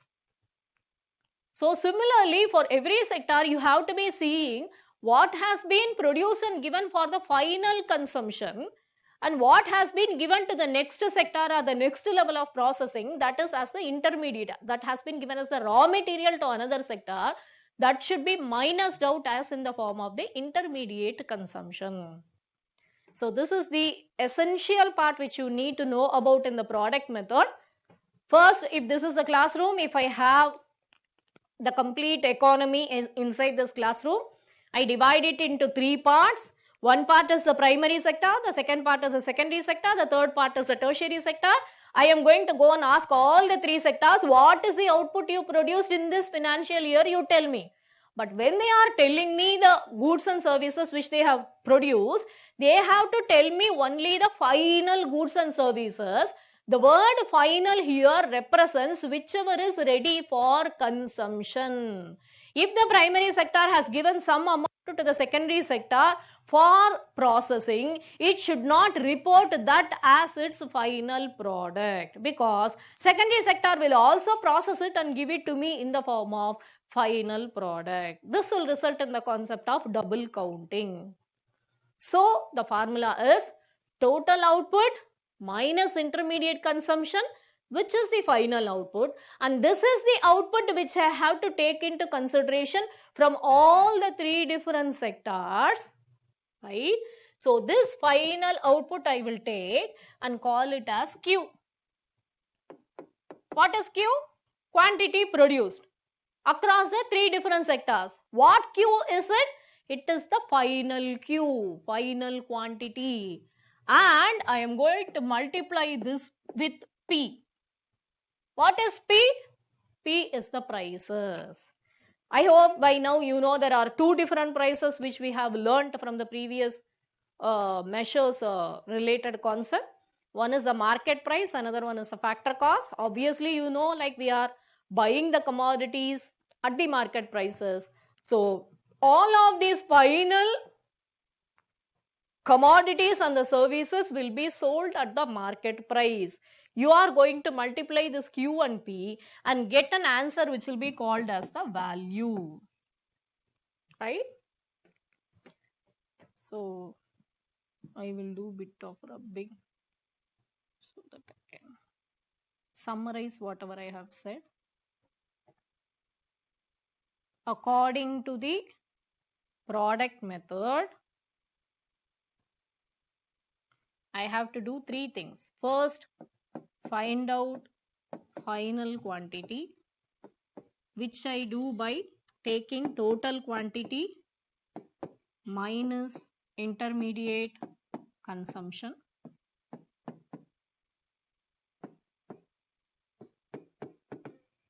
Once I get the final quantity, I am going to arrive at the value by multiplying this quantity with prices. These are the two things which you should know about the product method. First, you divide the economy into 3 sectors. Then you ask every sector to report the final quantity. Then you multiply every final quantity with the market prices. And then you will get the answer for this. You add up summation of this value. You add up all of this value. That is what is going to give you the total income of the country. Whatever I have said so far, I am going to write it in a English statement like a definition. Have we understood all of the things what I have said about product method so far? Primary sector, secondary sector, tertiary sector, final quantity across all the sectors, multiply it with the prices, add up everything. That's what is going to be the total. So now whatever I have said, I am going to write it in a new page. What I am writing is corresponding to the product method, whatever I have said so far. It is the market value of all final goods and services produced in the country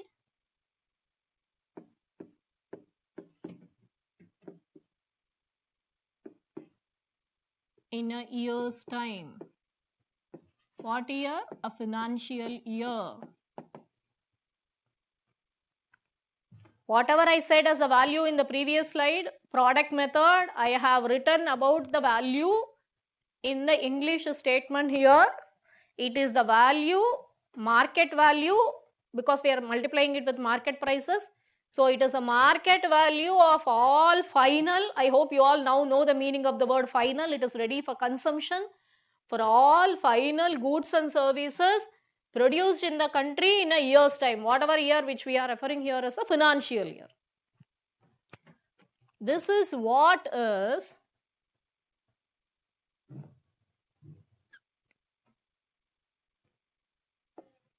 GDP at market price.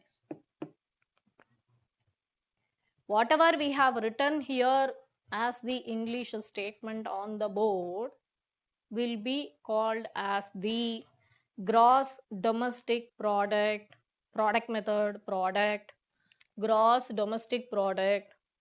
It is still domestic, gross without minusing the depreciation. So gross domestic product at market prices is this.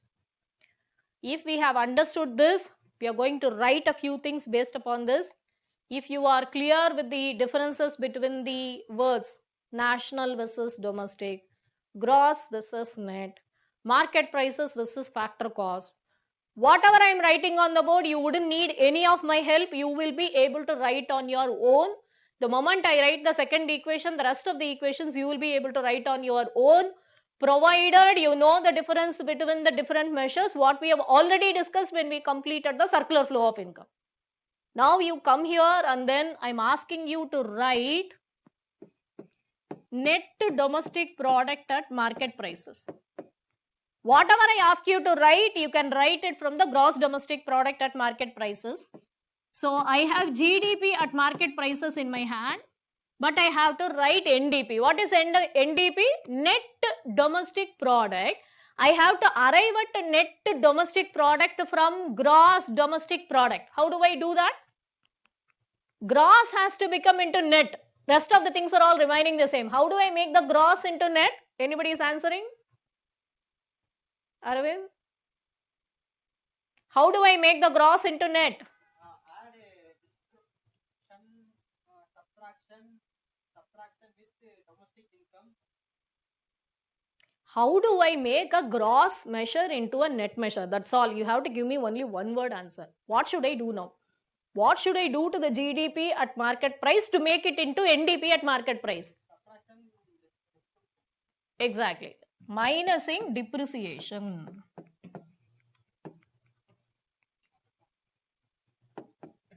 எழுதிருக்காங்களா? எல்லாம் வந்திருக்கு. Very good. அவ்வளவுதான். GDP at market prices minus depreciation will result in net domestic product at the market price. Nothing else has changed. We have changed the gross domestic product into net domestic product by knowing the difference between the gross and the net. Now you understand why we learned all those measures in the basics, right? Now I am going to ask you another thing. How do you write GNP at market price from GDP at market price? I am not changing the base. Everywhere I will take only this. Throughout whatever I am going to write here, I will only keep this thing as the base. Now you tell me, gross domestic product at market price has to become into gross national product. What is the difference between gross domestic product and gross national product? Domestic has become into national. What should I do to this gross domestic product at market price to make it into national? Answers? R minus P. What should you do to the R? R minus P is generally called as NIFA, right? How do I make domestic into national? Exactly. We have to add NIFA. In UPSC's language, it is NIFA. In your language, this is R minus P. Whatever way you write, it is correct. But you have to say that the domestic income, if it is added with NIFA, it will become into national income. That is all is the difference. Everybody is able to write up to here? Right. Now what I am going to ask you is, combine these two things and then write it as NNP at market price from GDP at market price. So you are going to very easily do it. Gross has to become into net, which means you will first minus the depreciation. Domestic has to become into national, which means you are going to add with NIFA. It's done. I hope every one of us, we were able to understand what we have written on the board. First, you have to have clarity about the difference between national and domestic, gross and the net, market prices versus factor cost. If you know the differences, if you are given with any equation, you will be able to write any equation. But you have to see what is given as the base, what is to be converted into what. That is all, right? Now we are going to write a further equation. I am going to ask you to write GDP at factor cost and I give you GDP at market price. I have not changed it. Everywhere it is GDP at market price, GDP at market price. So far I have not changed the base. This is the base with which we started. So now you tell me, this is GDP, this is also GDP. But there is a difference. This is GDP at factor cost, what I am asking you. But what we have in our hand is GDP at market price. So now you have to tell me, how do we convert the market price into factor cost? Minus net indirect taxes, or if you want to expand, you have to write it as market price minus indirect taxes plus subsidy will result in factor cost.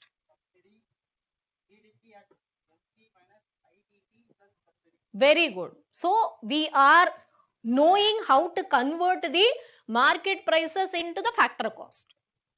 So we have written 4 formulas from one formula. We know what is GDP at market price. We have written NDP, GNP, NNP, GDP at factor cost. After reaching to this level of factor cost, Now I am going to make you write the same three things making use of the GDP at the factor cost. Now this is going to become the base. What am I going to ask you to write? Write now NDP at factor cost based on GDP at factor cost. Nothing new. You already know what you have to do. This is net domestic product. This is gross domestic product. So you have to minus it with depreciation. Same thing what you wrote above, I am repeating here. Then the third thing, GNP at factor cost from GDP at factor cost, which will be plus NIF, because you have to make domestic into national. And the last equation is this NNP, right? NNP at factor cost will be GDP at factor cost minus depreciation plus NIF. We are done with writing product method. All of you should be able to write all the 8 statements what I have written on the board. First thing is the English statement, which we arrived at by dividing the whole economy into 3 sectors. We asked all the 3 sectors to give their final quantity. We multiplied the final quantity into their market prices, and we have written the equation as it is the market value of all final goods and services produced in the country in a financial years. Right? After arriving at GDP at market price, we have written 7 different things like NDP at market price, GNP at market price, NNP at market price. After writing those things, we slowly moved from the market price to the factor cost. In the factor cost, we have 4 different things. What are the 4 different things? GDP at factor cost, GNP at factor cost, NDP at factor cost, and NNP at factor cost. These are the 4 different things which we have learnt in factor cost. These are the 4 different things which we have learnt in the market prices.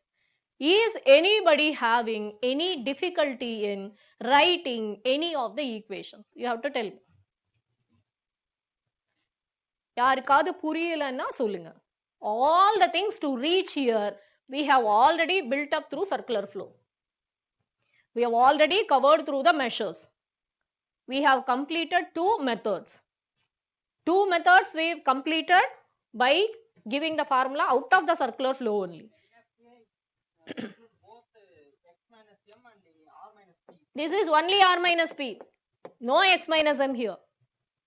As we said that profits will be including X minus M, here also in the production, if they are including the X minus M, it all becomes part of the production process. We are not going to, that will be reflected in the value here. This value will be depending upon the market prices. The prices are going to be depending upon the cost of production. The cost of production will be having all the exports and imports inbuilt into it. So we are not going to separately bring in X minus M. For us, forever, whenever we want to convert any measure which is domestic into national, we add only R minus P. All the other things, they are all part and parcel of the production process as such. It is the market value. The value has come by selling the quantity at the market price. You could have sold this commodity inside the country, or you have sold the commodity to elsewhere. But it is the value. I have made a value in the country and I have added all the value into it. I would have sold it for abroad, but still it is a market value for me. I have a value in my hand. Maybe I brought some raw materials from abroad for which I would have paid when I have done my cost of production, right? So within the production process, the export and the import will be inbuilt, and all of that will be finally reflecting into the market value. So I am not going to talk about X minus M separately here. Like how I said in the production process, it will get reflected in the profit. Similarly, here we are saying in this market value, everything will get reflected, both the exports as well as the imports. Why we are saying about R minus P? Because R minus P is nothing connected to the production process what you have done inside the country. It is, I already told you, if I am a software engineer, I move out of India, I go to US, I work in US, I send back some money in the form of remittances. So finally, by any method, when I am declaring the national income, not into the GDP, only when you call something as GNP or NNP, when the domestic becomes national, I am required to add on this additional income which the country was able to produce, because R minus P is a thing which is commoner across all the three methods. The country has got nothing to do with it, but it has to put it as a calculation because it is truly international in sense. Foreigners come to India, they work and send back their money. Indians go abroad and they send back their money. So these two calculations must be added to the total calculation of the national income of the country. So whenever you are going to calculate something called as GNP, the middle word is becoming national, there and all, you have to add R minus P. How to interpret depreciation in production of goods? Depreciation. In production of goods. See, in case of the depreciation, we are going to make use of lots of machineries and equipments. In that case, we said the business will be reflecting it in the profit. Here, they have to be reflecting it in terms of the cost. In the sense like, I am producing this pen, I have put a cost of this pen. This cost of the pen has been arrived at after accounting for the depreciation or not, which is going to be reflected in the prices. I told you the cost could be like land, labor, capital, management, marketing, transportation, storage, processing, packaging, labeling, anything. So along with that, you should also be minusing the depreciation. If you minus the depreciation cost into it, then it becomes the net. Otherwise, it becomes into the gross, right? In domestic process, will Indian investment abroad will be included? Indian investments abroad. Within domestic process, will Indian investments abroad will be included? Any investment which is fetching profits and that profits coming back to India, only then we can include. Just by investing, you can't say that you are making profits. Then EP at MT plus depreciation is equal to final output market price. I am going to sit down for now for the doubts. I just have to finish one more point. I will take up all your doubts. I have written certain things on the board, all the formulas on the board. I think somewhere we have reached some commonality of writing these formulas and understanding them. I just got one more point which I have to tell you out of this formula, and there is a logic which I have to explain. Why are we writing formulas at two different prices? With these two things, the product method will come to a conclusion. So let us complete these two things, then I'll sit down with your doubts. One is, though you have written so many things on the board, right, from GDP at market price, NDP, GNP, NNP at market price, then all the four things at the factor cost. What is technically called as the national income is NNP at factor cost. For a country which is to be declared as the national income is NNP at factor cost. This is a question which is being repeatedly asked by UPSC. They won't even call it as NNP at factor cost. They will say, assume that they pick up this statement. Arrive at the national income from GNP at market price. Like that they can ask you, right? So the question is something like this. Arrive at national income from GNP at market price. First, you should know what is national income. National income is NNP at factor cost. So what is that you have to calculate? NNP and factor cost. What is that you have in your hand? GNP at market price. Look at both the sides. Gross has to become into net. So first thing is I write minus depreciation. Then I know this is national, fine. But this is factor cost, this is market price. So I have to write minus indirect taxes plus subsidies. So this is the answer. How do I make GNP at market price into national income? This is how we have to answer. First of all, we should know what is national income. National income, though there are 8 different measures, we are going to call only NNP at factor cost as the national income, as technically the national income. And then we move towards it. How do we move towards it? We write it on the left hand side. This is what is the answer, what I want to get. This is the base, what I have. I know how to convert this base into the answer. Were you all able to do this? Is there any difficulty in writing in this particular way? Profit from investment done by the government abroad is included in remittance, right? Later. I will come back and then I will answer. This is fine.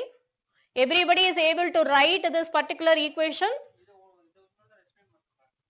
See, the question can be anything. I will write one more question. See, you have so many measures on the left hand side, right?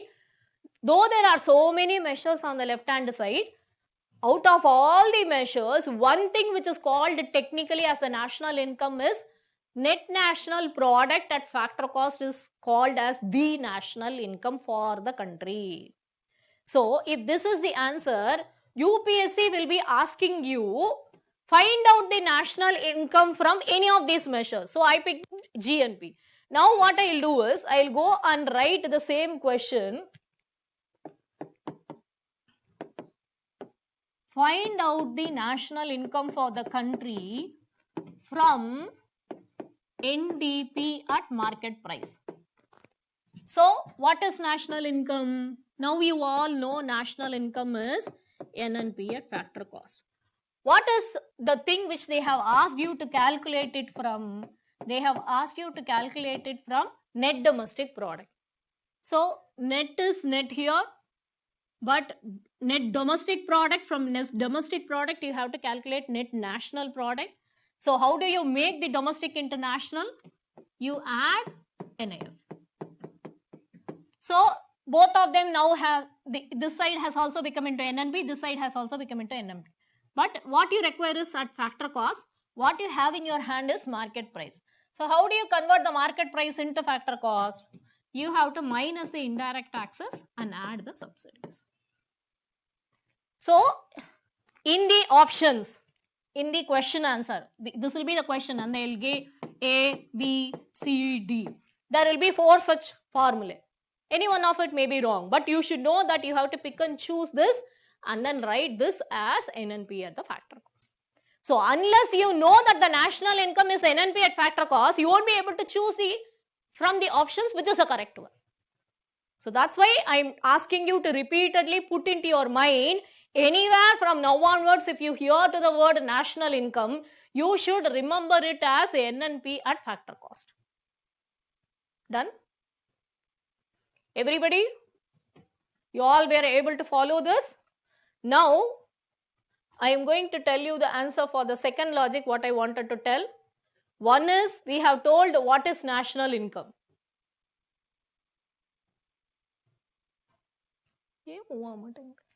Okay. One is, out of all the 8 measures, we have said what is national income.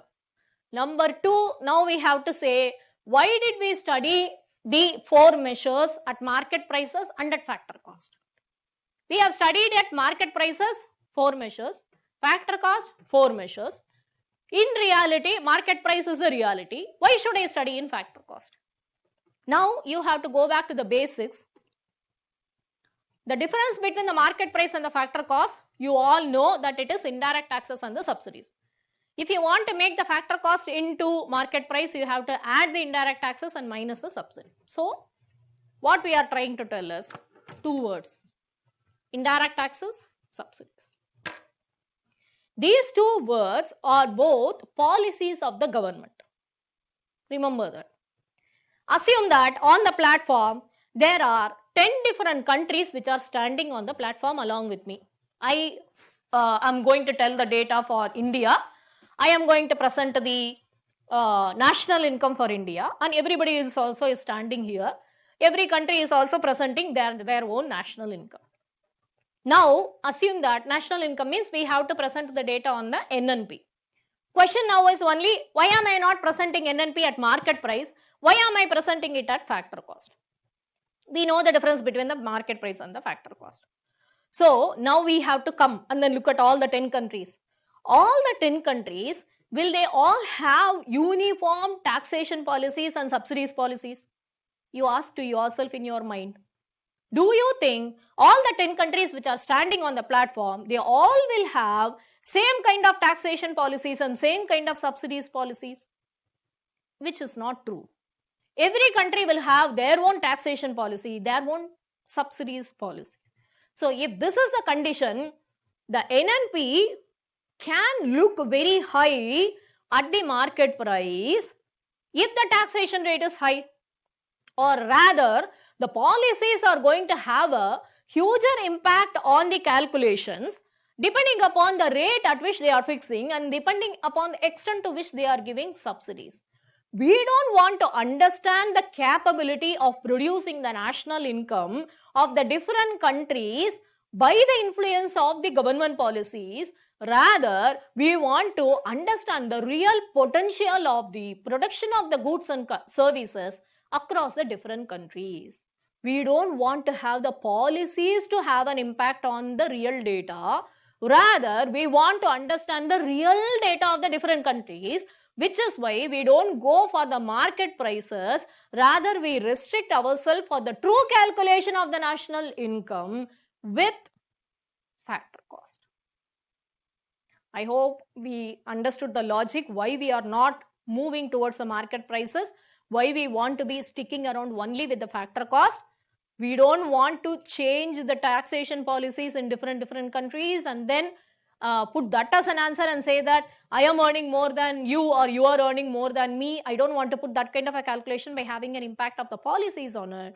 Rather, I want to look at the economy as a real production capability. How much did you produce? How much did I produce? Based upon the value between our two countries, how good am I in producing the goods and services in a particular year is what is going to matter the most rather than the influence of the policies.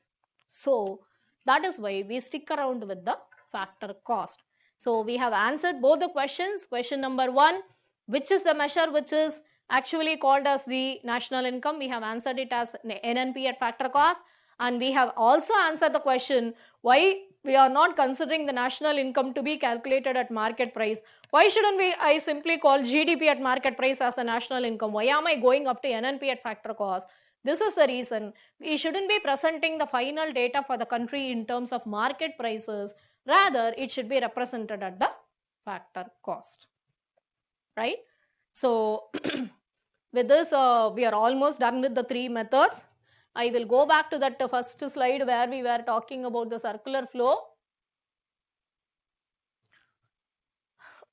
So the upper half of the circle was the income method, the lower half of the circle was the expenditure method. The business sector is producing that market value, that is the value. This is the expenses, this is the income. So the value whatever is earned is what is shared in the form of income. The income whatever has been received is what is being spent in the form of expenditure. So the value generation, the income sharing, the expenditure spending, they all should be flowing circularly and they all should be equivalent to each other. This is the logic with which CSO is making all the 3 methods equivalent to each other. Right? So according to all the 3 methods, we have calculated the national income today. We have learned what is domestic income. We know how to make the domestic income into national income. We also know like how to make the gross measures into the net measure. We know how to move from the market price to factor cost. We know what is technically the national income. We know whatever equation is being given, how to make it into the national income. So if we have answered all of these questions, we are almost done with learning how do we calculate national income.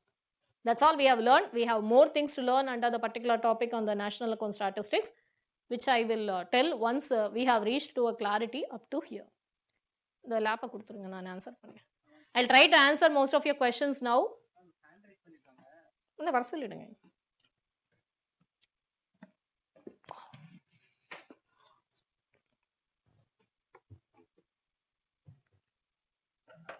இந்த camera இந்த பக்கம் zoom பண்ணிட்டேன்.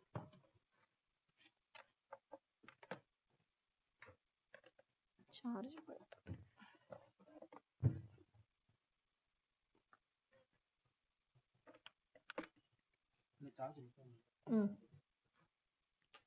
இது camera இந்த பக்கம்.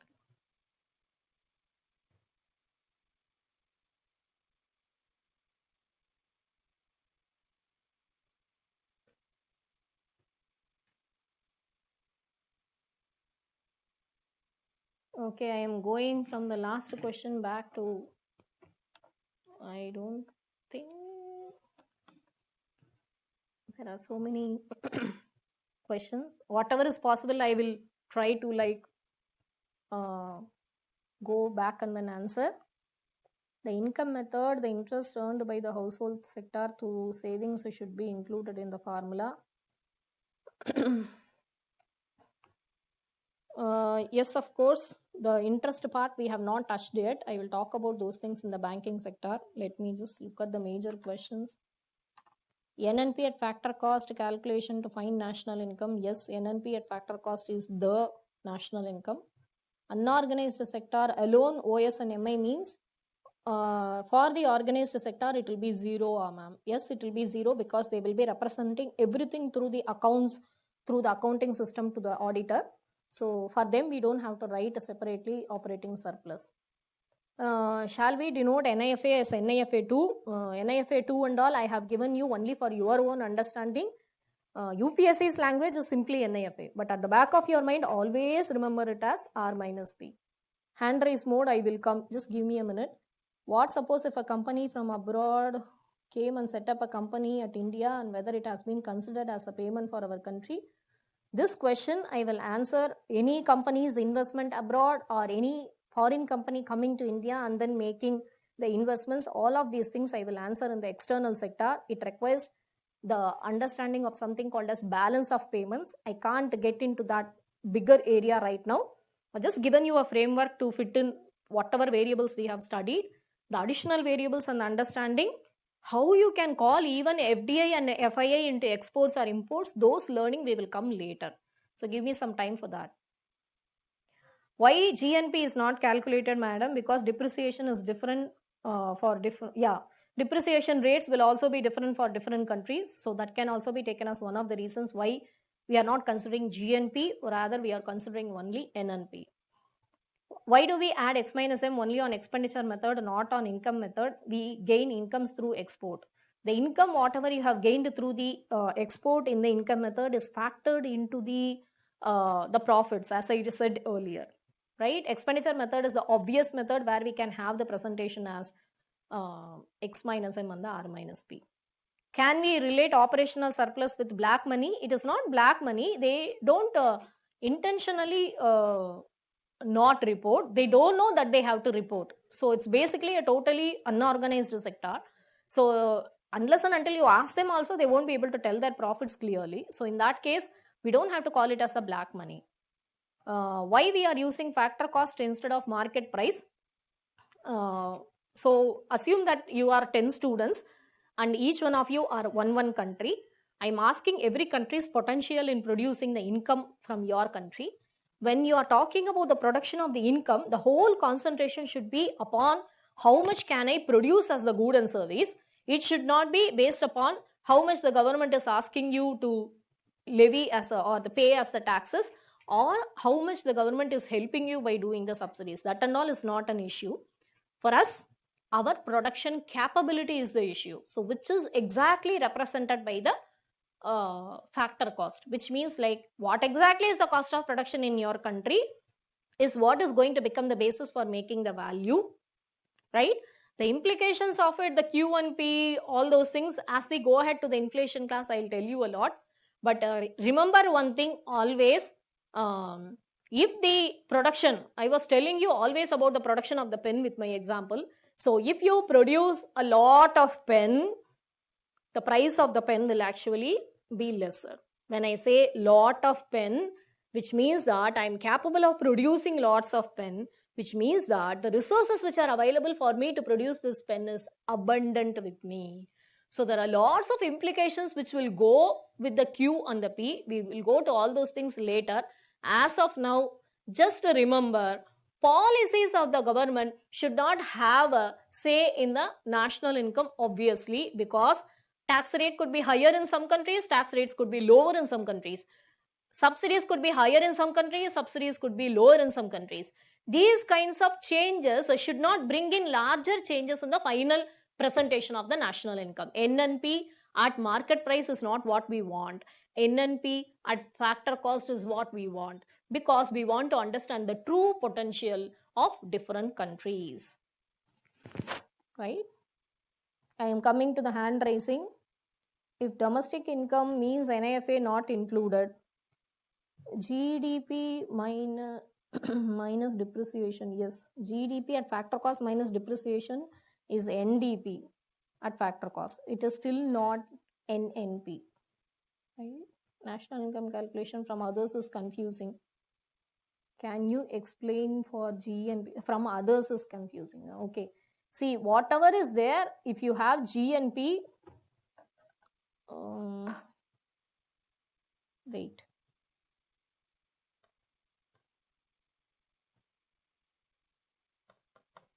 Click பண்ண போகாதா?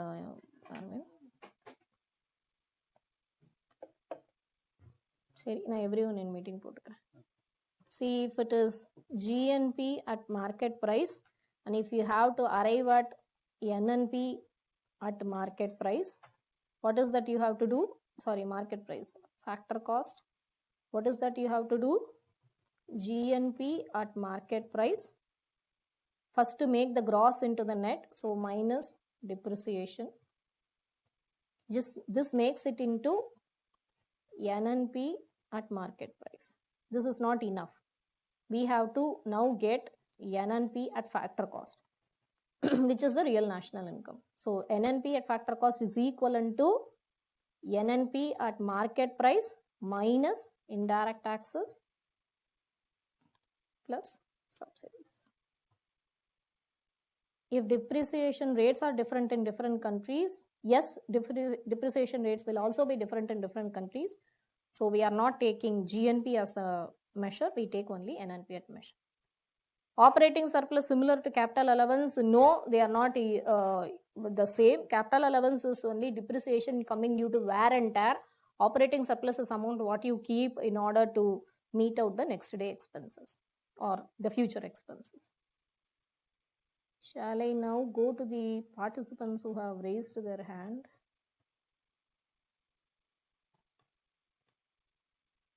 Inga, Arvind?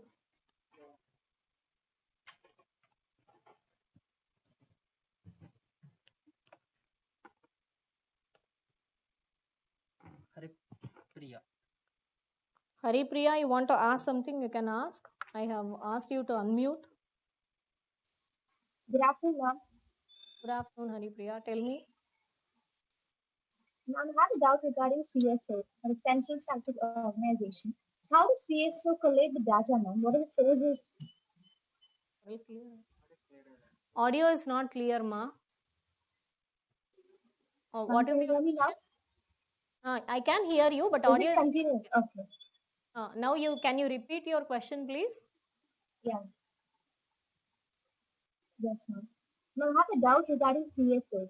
How does CSO collect its data? What are sources how it gets the data? CSO, how does it collate the data, right? That's the question, right? Yes, yes. Okay. See, for all the organized sector, you have to submit your balance sheet towards the end of the year, and you have to be mentioning the profit, and you have to pay the profit related taxes and variety of other things. So for the organized sector, it is actually easier for you to get the data from the ministries, from the corporate affairs, from the company affairs. You can collect from the data from the organized. For the unorganized sector, there are varieties of surveys which are conducted at the household level as well as at the industries level, by which only they will be able to collate the data. And that will be only a sample of things. Not all the households will be approached. They will have a sampling method by which they will be able to go and approach the households and get the data. What about consumers, ma'am? How will you get a consumer's data? Like how we spend? Pardon? I can't get the question. How about consumers' data, ma'am? Like we are consuming something. Data, How does the CSO get the data? Survey. They will collect the data from the survey. There are surveys which are called as consumption expenditure related surveys and all. So based upon that only they will be collecting the data. They have to conduct a large sampling surveys. right? Okay. Household. Second question is, yes, yes. Second question is, ma'am, is remittances and payments connected to nationality of an individual? Uh, Remittance and payments are calculated at the national level. Yes, whatever No, it is, no. Is it connected to the nationality of an individual? nationality of an individual, yes, because if Indians become NRI and then they are abroad and then they send that money to our country, then we consider that as the remittances. All other people, whoever who is coming from outside India and they are coming here and staying and working and sending back that money, they will be taken into payments. So Okay. whether it is Suppose if Indian, suppose my friend is residing in London and he's sending me every month, so is it considered remittances for me? every month if you send it back to India, it has to come to India. If it comes to India, then I will take it as remittance. Okay. And then what about the MNCs, ma'am? Like how their income is calculated? Like is it included in India's income? Every company has to submit its balance sheet and their income will all be calculated in the form of profit, right? The profits could be made from here or from abroad, but remittances is something like you are not actually working for India, but you have worked for some other country and you got that money to India. You have sent that money to India, right? MNCs means it will be present in India as well as in other countries. It is Yeah. not that it is not totally not in India. You are only abroad, and then who will like that? See, NRIs in that case, whichever amount which comes into the country without doing an economic activity for India, but if they do for some other country, earn the money and send that surplus to our country, you can consider all of them as the remittances. You can keep the Okay, okay. I definition get it, ma'am. Yes. simpler like. Okay, okay. The next one is, ma'am, like for example, like in the expenditure method, we added the exports and we added the NIFA. But these both of these are incomes only, ma'am. So how does it gather into expenditure method? Expenditure method, we have two things of NIFA, right? One is X minus M, another one is R minus P. When I wrote about the domestic income, I stopped at X minus M. When I elevated the domestic income into the national income, that's when you can add the R minus P and call it as national income according to the expenditure method. Okay, fine. Okay. Ma'am, and this one is general actually. So in history of independent India, have you ever had a balanced or a surplus budget so far? Surplus budget we have had for 2-3 years. 2-3 years, Okay, yeah. fine. Okay. Thank you, ma'am. That's it. Yeah.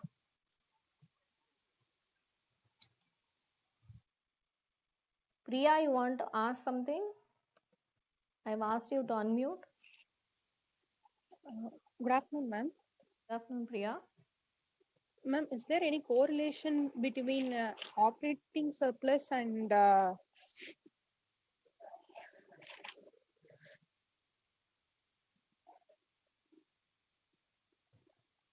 hello, ma'am? Yeah. I heard only part of the question, ma. Operating surplus Ma'am, and what? and depreciation, ma'am.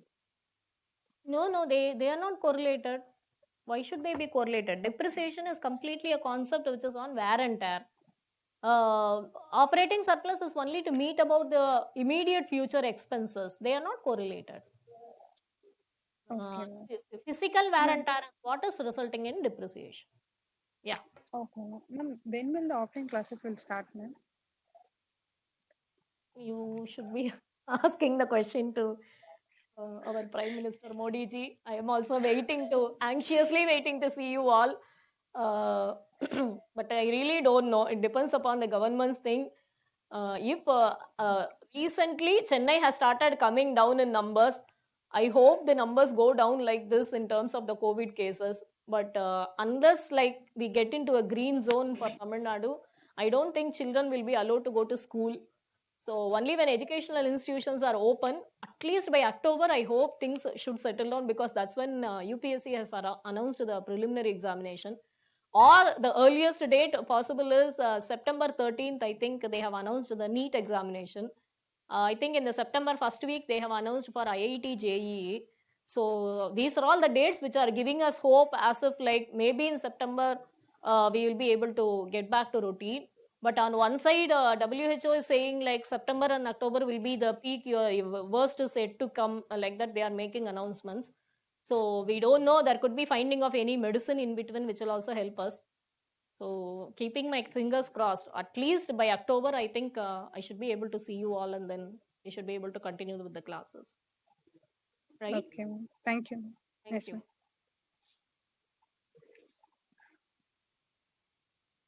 Rubesh Veerabhadran, you want to ask anything? I'm asking you to unmute. Yes, ma'am. Am I audible, ma'am? Yeah, you are audible. Ma'am, my first doubt is expenditure method and income method are just for the cross-checking of the product method. Then how they compare with them, ma'am? See, each What is the method exact has method? I'll tell you, each method has a merit of its own, okay? I'm going to tell you more things in next class, which is about personal income, disposable personal income, and there are many things which we are going to calculate. So, income method Okay, is ma'am. going to give you one perspective, how much income people are earning. Expenditure method is going to give you another perspective where the performance of different sectors will come into picture, like how much the private sector is investing, how much the government is investing, how exactly export and import of the country are doing, how the people are involved in consumption. So everything is giving you different perspective, but the calculation should be like a triangulation means all the three methods should give you the same answer, right? But in case if expenditure method is giving you higher data than the income method, they will go and do the corrections by estimating the volume, because that volume already I told you it is requiring to calculate the black income. So basically all the three methods need to cross check each other, but each method has a merit of its own. It will be telling certain significant economic understandings about a country.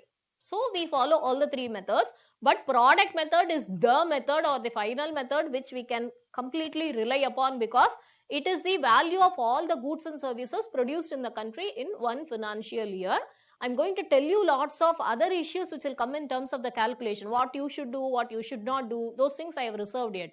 So as we go ahead in the next class, you will be understanding the significance of all the three different methods whatever we have studied so far. But basically Okay, all the ma'am. three methods should give the same answer. Okay, ma'am. As of my understanding, if we are correcting the accountability by mandating the bills, both the expenditure method and the income method will give the product method answer. Is that, Yes, ma'am? all should give the same answer. No doubt in it. I'll show you Then the tables from survey. I'm going to show you table on product method, income method, and expenditure method. Then you will understand how they are all becoming equivalent to each. Next time I'll tell you. if product method gives me the highest value, then is that the criteria, the highest value by which method is giving? We are taking that the value. No. They can't be different from each other. CSO will ensure that if something is coming higher, something is going lower, there is some calculation error. So they have to sort it out and then do all the proper data collection and do the calculation in such a way that all the three methods end up with the same answer. I'll show you the answers for all the three methods. My second doubt is, apart from the difficulties in the calculation, what is the reason for the predominance of GDP over NNP in all the statistics we are coming in the newspaper? We are not They won't concentrating take about the into NNP. account depreciation. Gross has to become into net, then you have to minus the depreciation. They won't give much allowance for the depreciation. They generally, when they say, they don't want to minus it. And then domestic becoming national, we just have to add R minus P.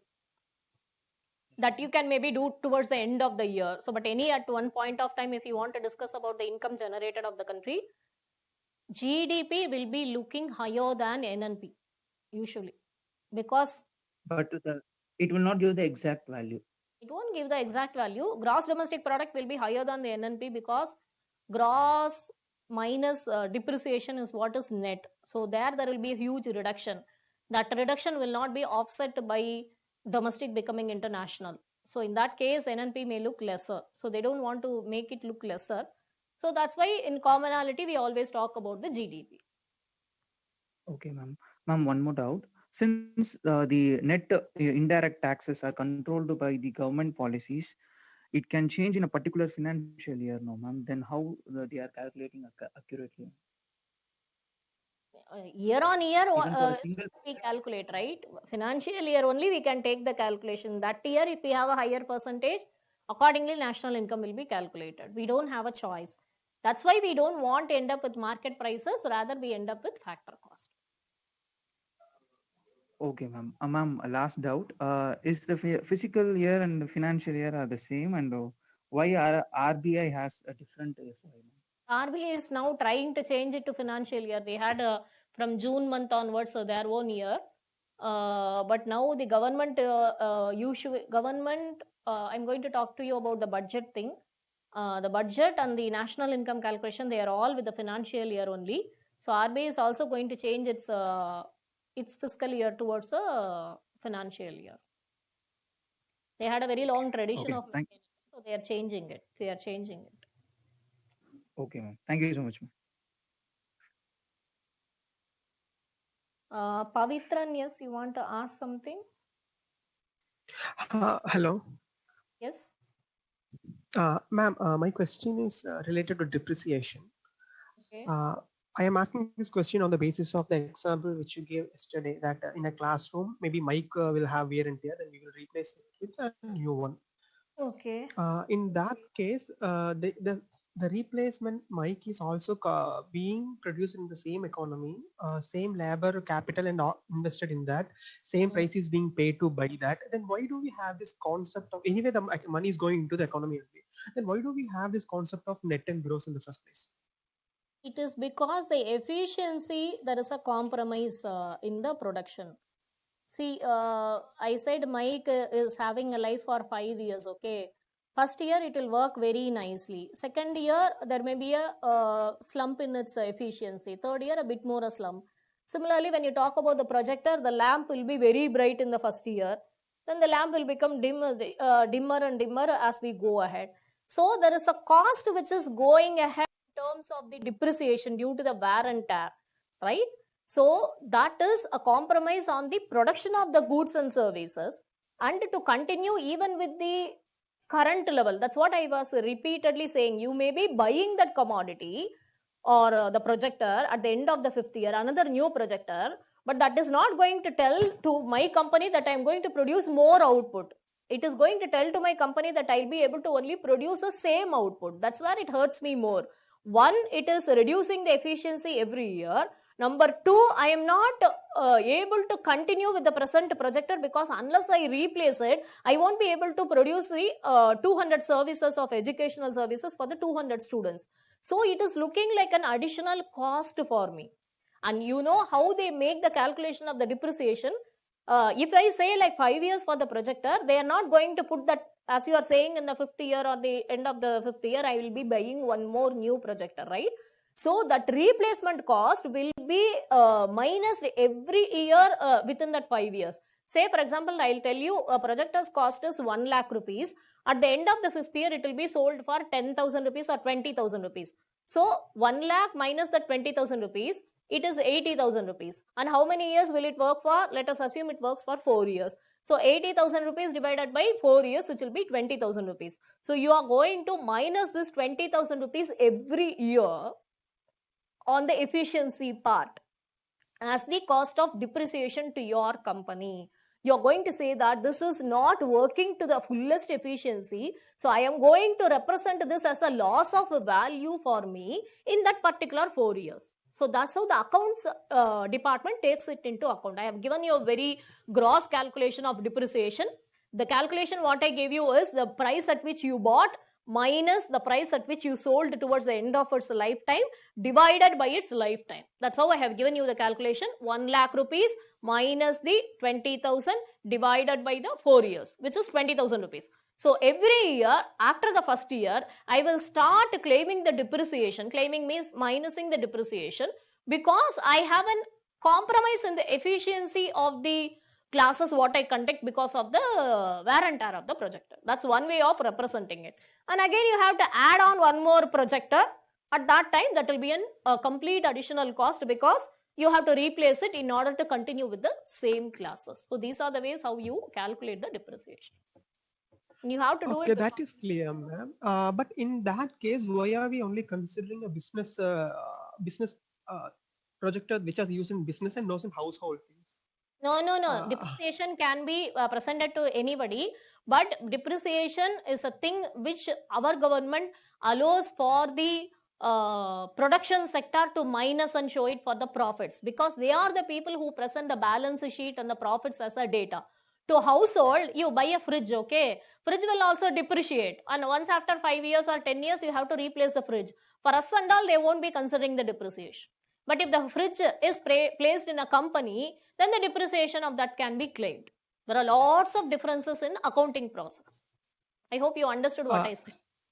So this depreciation concept is only applicable for capital goods, which produces other goods, Yeah. production goods. Users, yes. Okay, ma'am, you said that since the new projector which you are buying is not giving you extra output, that is not teaching extra 100 students, since we are not adding, means it is not adding up to the efficiency. In that case, I have another doubt. Suppose in a scenario, say that workers in the country is going on a strike, they're demanding for higher wages, and the companies are giving higher wages, that is 20% increase. So that will reflect upon profit, and the price of the goods will go up, right? Any raw Then material while cost is the calculating, same thing only. Any raw material. then while calculating GDP, we calculate for the new this year the rent is up, then the GDP will go up.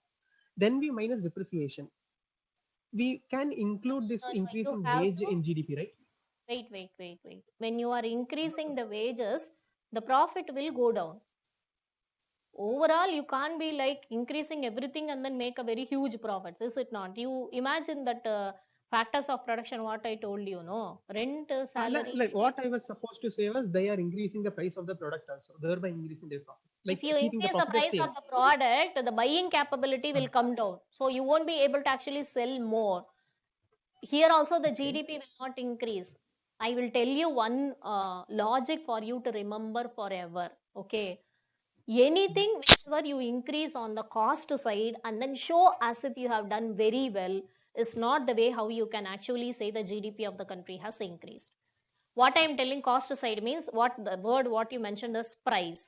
The cost will result in escalation of the price. You have two things to work upon. Q into P. Okay. If you increase the P, the quantity part will go down. Because I cannot give higher cost to the laborer and then engage too many laborer and then produce more. I am a company, affordable wages only I can give. If you ask for more wages, I will recruit only less people, which means I can only produce less. They are all interlinked in economics. Always remember, the Q and P, they have to balance each other.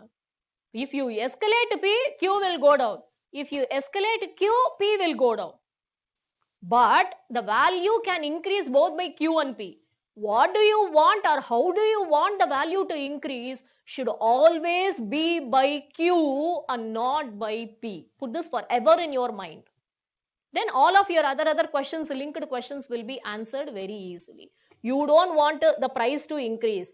What is price? Price is related to cost of production. What is there in the cost of production? There are large number of raw materials into it. I don't want any of the raw material cost increasing, price increasing, and as a result of which to tell that the GDP has increased. There is no use of it. Because with that high cost, I will not be able to produce more. I won't be able to sell anything to the consumers. So the logic is always to work upon the Q. I want to produce more. If I produce more, the meaning is that the raw materials are available cheaply, which is very good for a country because only when the raw materials are available in abundance, I will be able to produce more. When I am able to produce more, I can give it at an affordable price to many, and that's how the country has to grow. Followed? Yeah, that was good, ma'am. Yeah, thank you.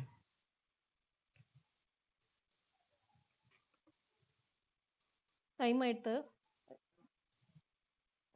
5 minutes. I'll take one or two more questions.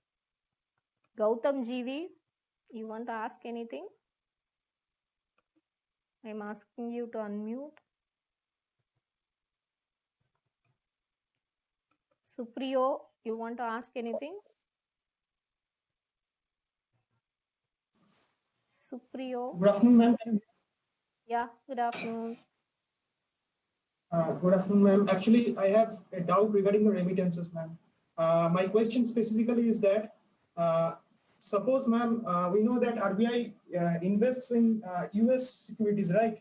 So they will be getting the profit, means that US government will be paying that money to the RBI, right, for that investing in securities. That money will inflow in India.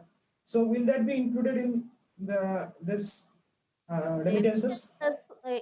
Anything which is coming in the form of investment, we don't consider it as remittances. Anything which comes Okay. into any kind of an investment, we don't call it as remittances. We have different names for the investments. Either it will be called as FDI if it comes from abroad, which comes into the business, or we want to call it as FII, foreign institutional investment, if it is coming into the securities or the share market, stock market, all those things. So none of these investments, we don't want to call it as remittances. I'll teach Okay, you ma'am. all these things in external sector. Okay, ma'am. Ma'am, another question is there. When suppose, ma'am, an US national is producing, means is here working in India, and he is producing goods, maybe 10 rupees of goods here, and he is sending rupees 5 to his country, when US, means will this rupees 10 will be included in India's GDP, right, ma'am? As This payments. means US. Payments. If he is sending his money to his wife, it is the money which is flowing out of our country to another country. Why is this money flowing out of our country? Because a foreign national came to our country and he has produced certain things here. He has earned money here. A part of the money he is sending back to his country. When he is sending back to his country, it is a spending for our country. So it has to be placed under payments. Yeah, I can understand that point, ma'am. But I am saying, suppose he is not sending that entire 10 rupees, right? Means he's sending some part of his money. Whatever he's sending, that much only we will place it under payments. Yeah, means so now suppose he's totally, means total he is earning 10 rupees in our economy. So India will include that 10 rupees in India's GDP, right? That's what I'm asking. Will include. He is working for our country. The value, whatever he has generated within our country, will be included in the national income. We will consider this foreign national for payments only if he is sending money to his wife in the abroad. Unless then we are not like excluding that money. His services will be taken into account into the national income, our national income, domestic income. Okay, and suppose the same in the same way, suppose if an Indian national is working in US and he's earning their $10 and it will be included in their national income, right? In US's national income, right? That 10 rupees, that $10. Yes, agreed. It will be included in US's national income. Yes. Unless and until he sends some dollars to India, it will not be included in India's GNP, right? That's what I'm asking. It won't be. It won't be. You are giving some new ideas now to India to calculate.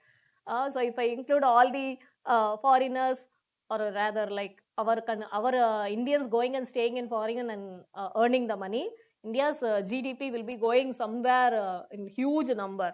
I don't think India is doing that. We are only calculating when that $10, a part of the dollar comes back to India, then we consider it as remittances and we include it into the national income. Okay. Thank you very much. Thank you. Okay. Pooja S. Madhav, you want to ask anything? Good afternoon, ma'am. Good afternoon, Pooja. Ma'am, I have a doubt regarding the product method.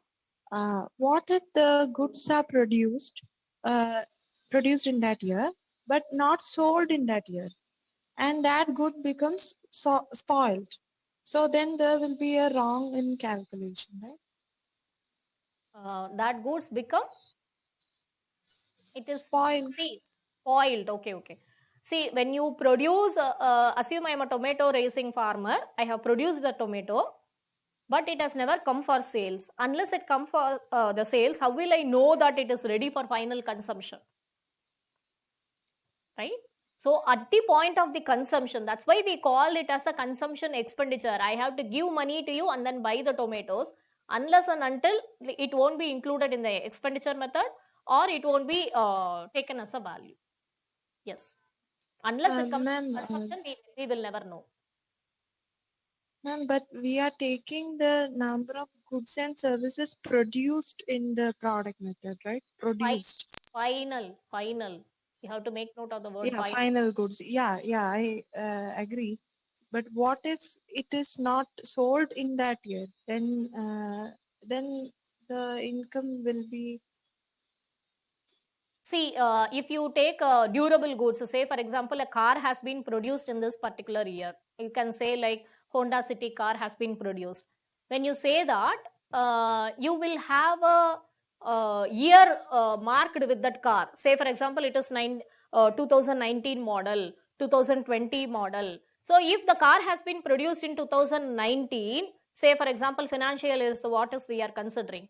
If it is produced in February 2019 or March 2019, it will be in that particular financial year, and you're going to give a value to it, and you will be adding it to the national income, right? Even if the car is being sold in April 2020, if the model is 2019, they're not going to consider the sales of it, because it has been already taken into account in case of your 2019. I hope you understood what I said. Ma'am, It goes this with is the in year case of of production. durable goods. It is in case of It's the in case durable good. For the unorganized sector, we won't be able to make the calculation. not in unorganized sector, but we have food products, right? The packaged food products all that will Everything get comes with the destroyed with expiry date. Everything comes with the manufacturing date. You have to look at the yeah, manufacturing date. You have to look at the manufacturing date, right? Everything comes with a date. If you have a yeah. package, If that gets spoiled, without uh, selling, without selling, but it is if you are produced, but it saying got if it is spoiled. for the spoiled, we can't give an allowance separately for in calculation, ma. If you are saying if it is ready for the consumption, it should be inside a retail market showroom. Okay. When they are saying, say for example, there is a supermarket, Nilgiri supermarket, they are having like food items which they have arranged in the shelf. One, whatever has been consumed and sold. Number two, whatever is there in the inventory. If they have kept a lot of items in, and if it has gone as a waste also, we won't be able to do a calculation of it, because we can only see the manufacturing date and then say about the value of it, right? Anyways, that will Okay, be ma'am. reflected Okay. in the loss of profit for that company. When the company is, see that Nilgiri supermarket also has to submit a balance sheet. In that it will say that this money we have lost. So that much money will be reduced in their profit, right? So somewhere it will get reflected. Okay, ma'am. Thank you. Ma'am, I have one more doubt regarding the class yesterday about import and export. That is, there are many final goods that we import, right? So then how can export and import be completely domestic as such? We can't be differentiating between which is completely domestic, which is completely foreign, which is partially domestic, partially foreign. So for that reason, we are putting everything into domestic. But If ma'am, final goods that we are importing is completely foreign, right? that is true only, but we won't be able to make it out. We go with the first logic then. If we have imported, you are consuming it within the premises of the country or the location of the country. So we take it as domestic. We don't have a way how we can segregate and then look them differently. Okay, ma'am. Thank you. Anand, you want to ask anything? Yeah. Hello. Good afternoon, ma'am. Good afternoon, Anand. Hello, ma'am. Is it? Yeah, Yeah, ma'am. How product method is better than expenditure method, ma'am? Actually, product method is like you are talking about the production of the goods and services. So taking a survey of how many goods have been produced in a year is much more easier than approaching the household and then or anybody and finding out how much did you spend on different things. Because expenditure method, if you buy something without a bill, it becomes a problem. But in case of your production method, we have devised several methodologies in terms of collecting the data on the agricultural production, secondary sector production, tertiary sector production. So the production as such gives you a better idea, rather than going and asking like with the evidence upon the spending side. So that way the Actually, this production yes, ma'am. Actually, this production include three services, no, ma'am. Primary, secondary, and tertiary, no, ma'am. there only we are differentiating them into sectors. In case of your expenditure method or income method, you are not segregating the economy and all into primary, secondary, tertiary.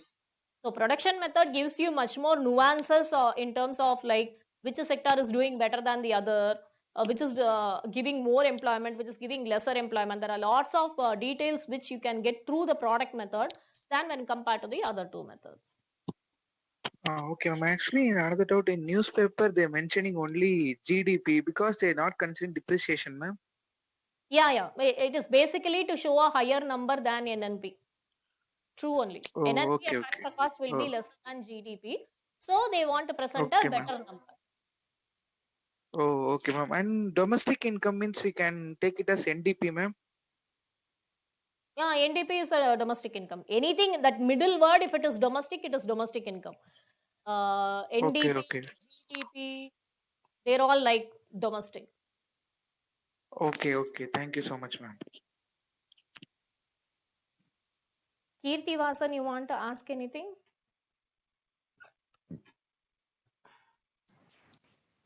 Ma'am, good afternoon, ma'am. Good afternoon, Kirti Vasan. I have two questions. Ma'am, you said that the X minus M will not be taken into account because the profit earned by them will be spent into consumption and expenditures, ma'am. Ma'am, also the See, I never said like. ma'am, the remittance. Yes, ma'am. The remittance will also be spent in some kind of consumption and expenditures, ma'am. This could also be lead to double counting, ma'am. Why do we include the remittance Remittances in will terms of? usually come in dollars, sir. Payments will also go out in dollars. So it is easy for you to like, dollar is not the thing what we result in. See, you have to understand this concept like this. Assume that this is the classroom and here there is a set of economic activities and you have raised 1,000 rupees out of this economic activities inside the classroom. Okay. Assume that somebody is coming from outside the classroom, outside the door, and they are giving 100 rupees to a person who is inside this classroom. I will be understanding that the economy has produced only 1,000 rupees, but the spending will become 1,100 rupees. Then I will be wondering where from this 100 rupees come from. Then I have to account it in remittances, no, which has come from the outside. Of course, it will come into the consumption, but the source of the consumption will be from the remittances. I hope you understood what I said. You can't spend without earning. The earning is lesser, but your spending is higher. How did this higher spending come from? Will be from the remittances. So instead of you writing it as a higher spending than the income, I want you to write it as remittances so that I can understand that the domestic measure has become into a national measure. Right? But the remittance received will be into hands of the households only, no, ma'am. But that will also result into the consumption expenditure, ma'am. And in that case, when we subtract the amount spent by the households, which has been got from the remittance, that only will be the current income, ma'am. Exactly. I couldn't get in this point, ma'am. There is not. You are saying it correctly only. What is the confusion? Your household has 1,000 rupees. You got remittance 100 rupees. Now you are spending 1,100 rupees. That 100 rupees earlier you were not able to spend because it was not your income. It has come from somewhere else. You call it as consumption expenditure. I want to call 1,000 as consumption expenditure and 100 as remittance. That is also the difference. You consume with it. I don't mind. But for me, it will be written as remittances. Okay, ma'am. My second doubt is, you said that the government policies should not influence the NNP at factor cost, right, ma'am? But in that case, we are separating the indirect taxes, ma'am. But the subsidies are also influencing, ma'am. No. Whatever Growing is developing country like India, the subsidies may be higher. In that case, we should also subtract the subsidies also, ma'am. No. What I am saying is, we don't want influence of any of the policies of the government, whether it is helping the people or it is troubling the people. Both the things we don't want. What we want to know is the real capability of the production sector as such, right? You can't see change the formula and then understand it in that particular way. What I am trying to tell you is cost of production will go down if subsidy is given. You agree with that? Yes, ma'am. Cost of production will go down if subsidy is given. Cost of production, after that, if there is 10 rupees, if you levy the tax, the price will go up. You agree with that? Yes, ma'am. 10 rupees pen will become 12 rupees if I levy a tax on it. 10 rupees pen will become 9 rupees if I give a subsidy on it. Have you understood up to here? Yes, ma'am. Yes, ma'am. Yes. Now I am telling you, don't give me a subsidy. Don't ask taxes from me. You just allow me to produce the pen. That's all. For the production of the pen, how India is performing, how Japan is performing, how China is performing, how US is performing. This is what I want to know. I don't want to know whether your government gave me subsidy or your government levied taxes upon me. You followed what I said? What I want to know is every country, what is the capability of producing things? That's all. That is what is called as the true national income. Right? So approach it in that way, you will be able to understand. Okay, ma'am. Thank you. Thank you. Last person. Okay. Sanjay, you want to ask anything?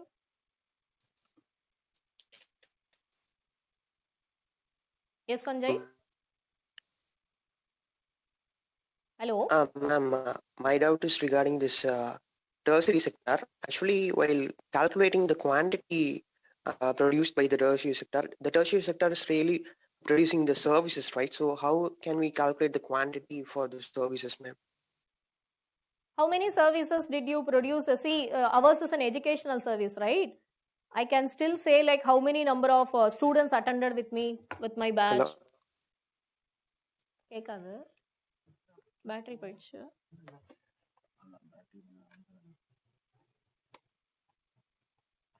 சரி உங்களுக்கு அப்புறம் கேட்பேன். Sanjay, can you hear me? கேட்கல.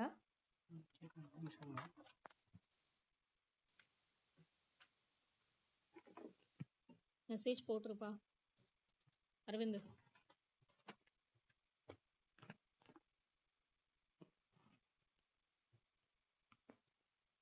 நீ திரும்ப ஸ்பான்டேனியா on பண்ணணும் தானே?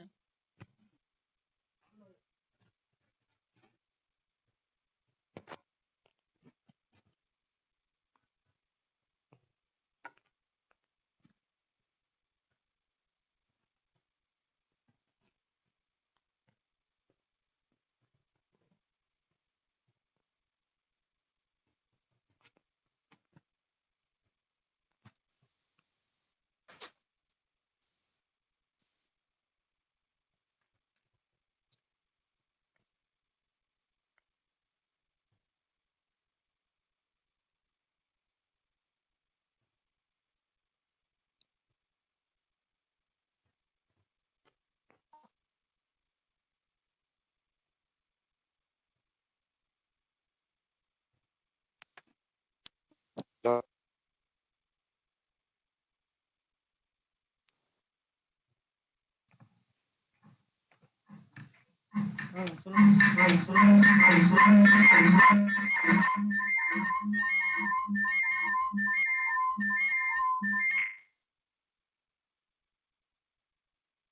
Sanjay, can you hear me now?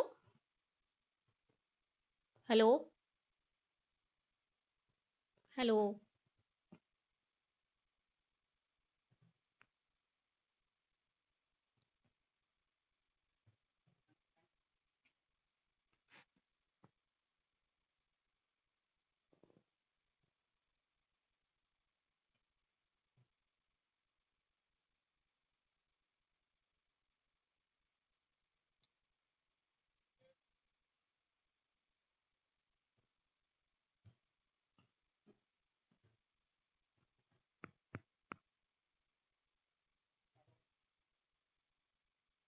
Hello?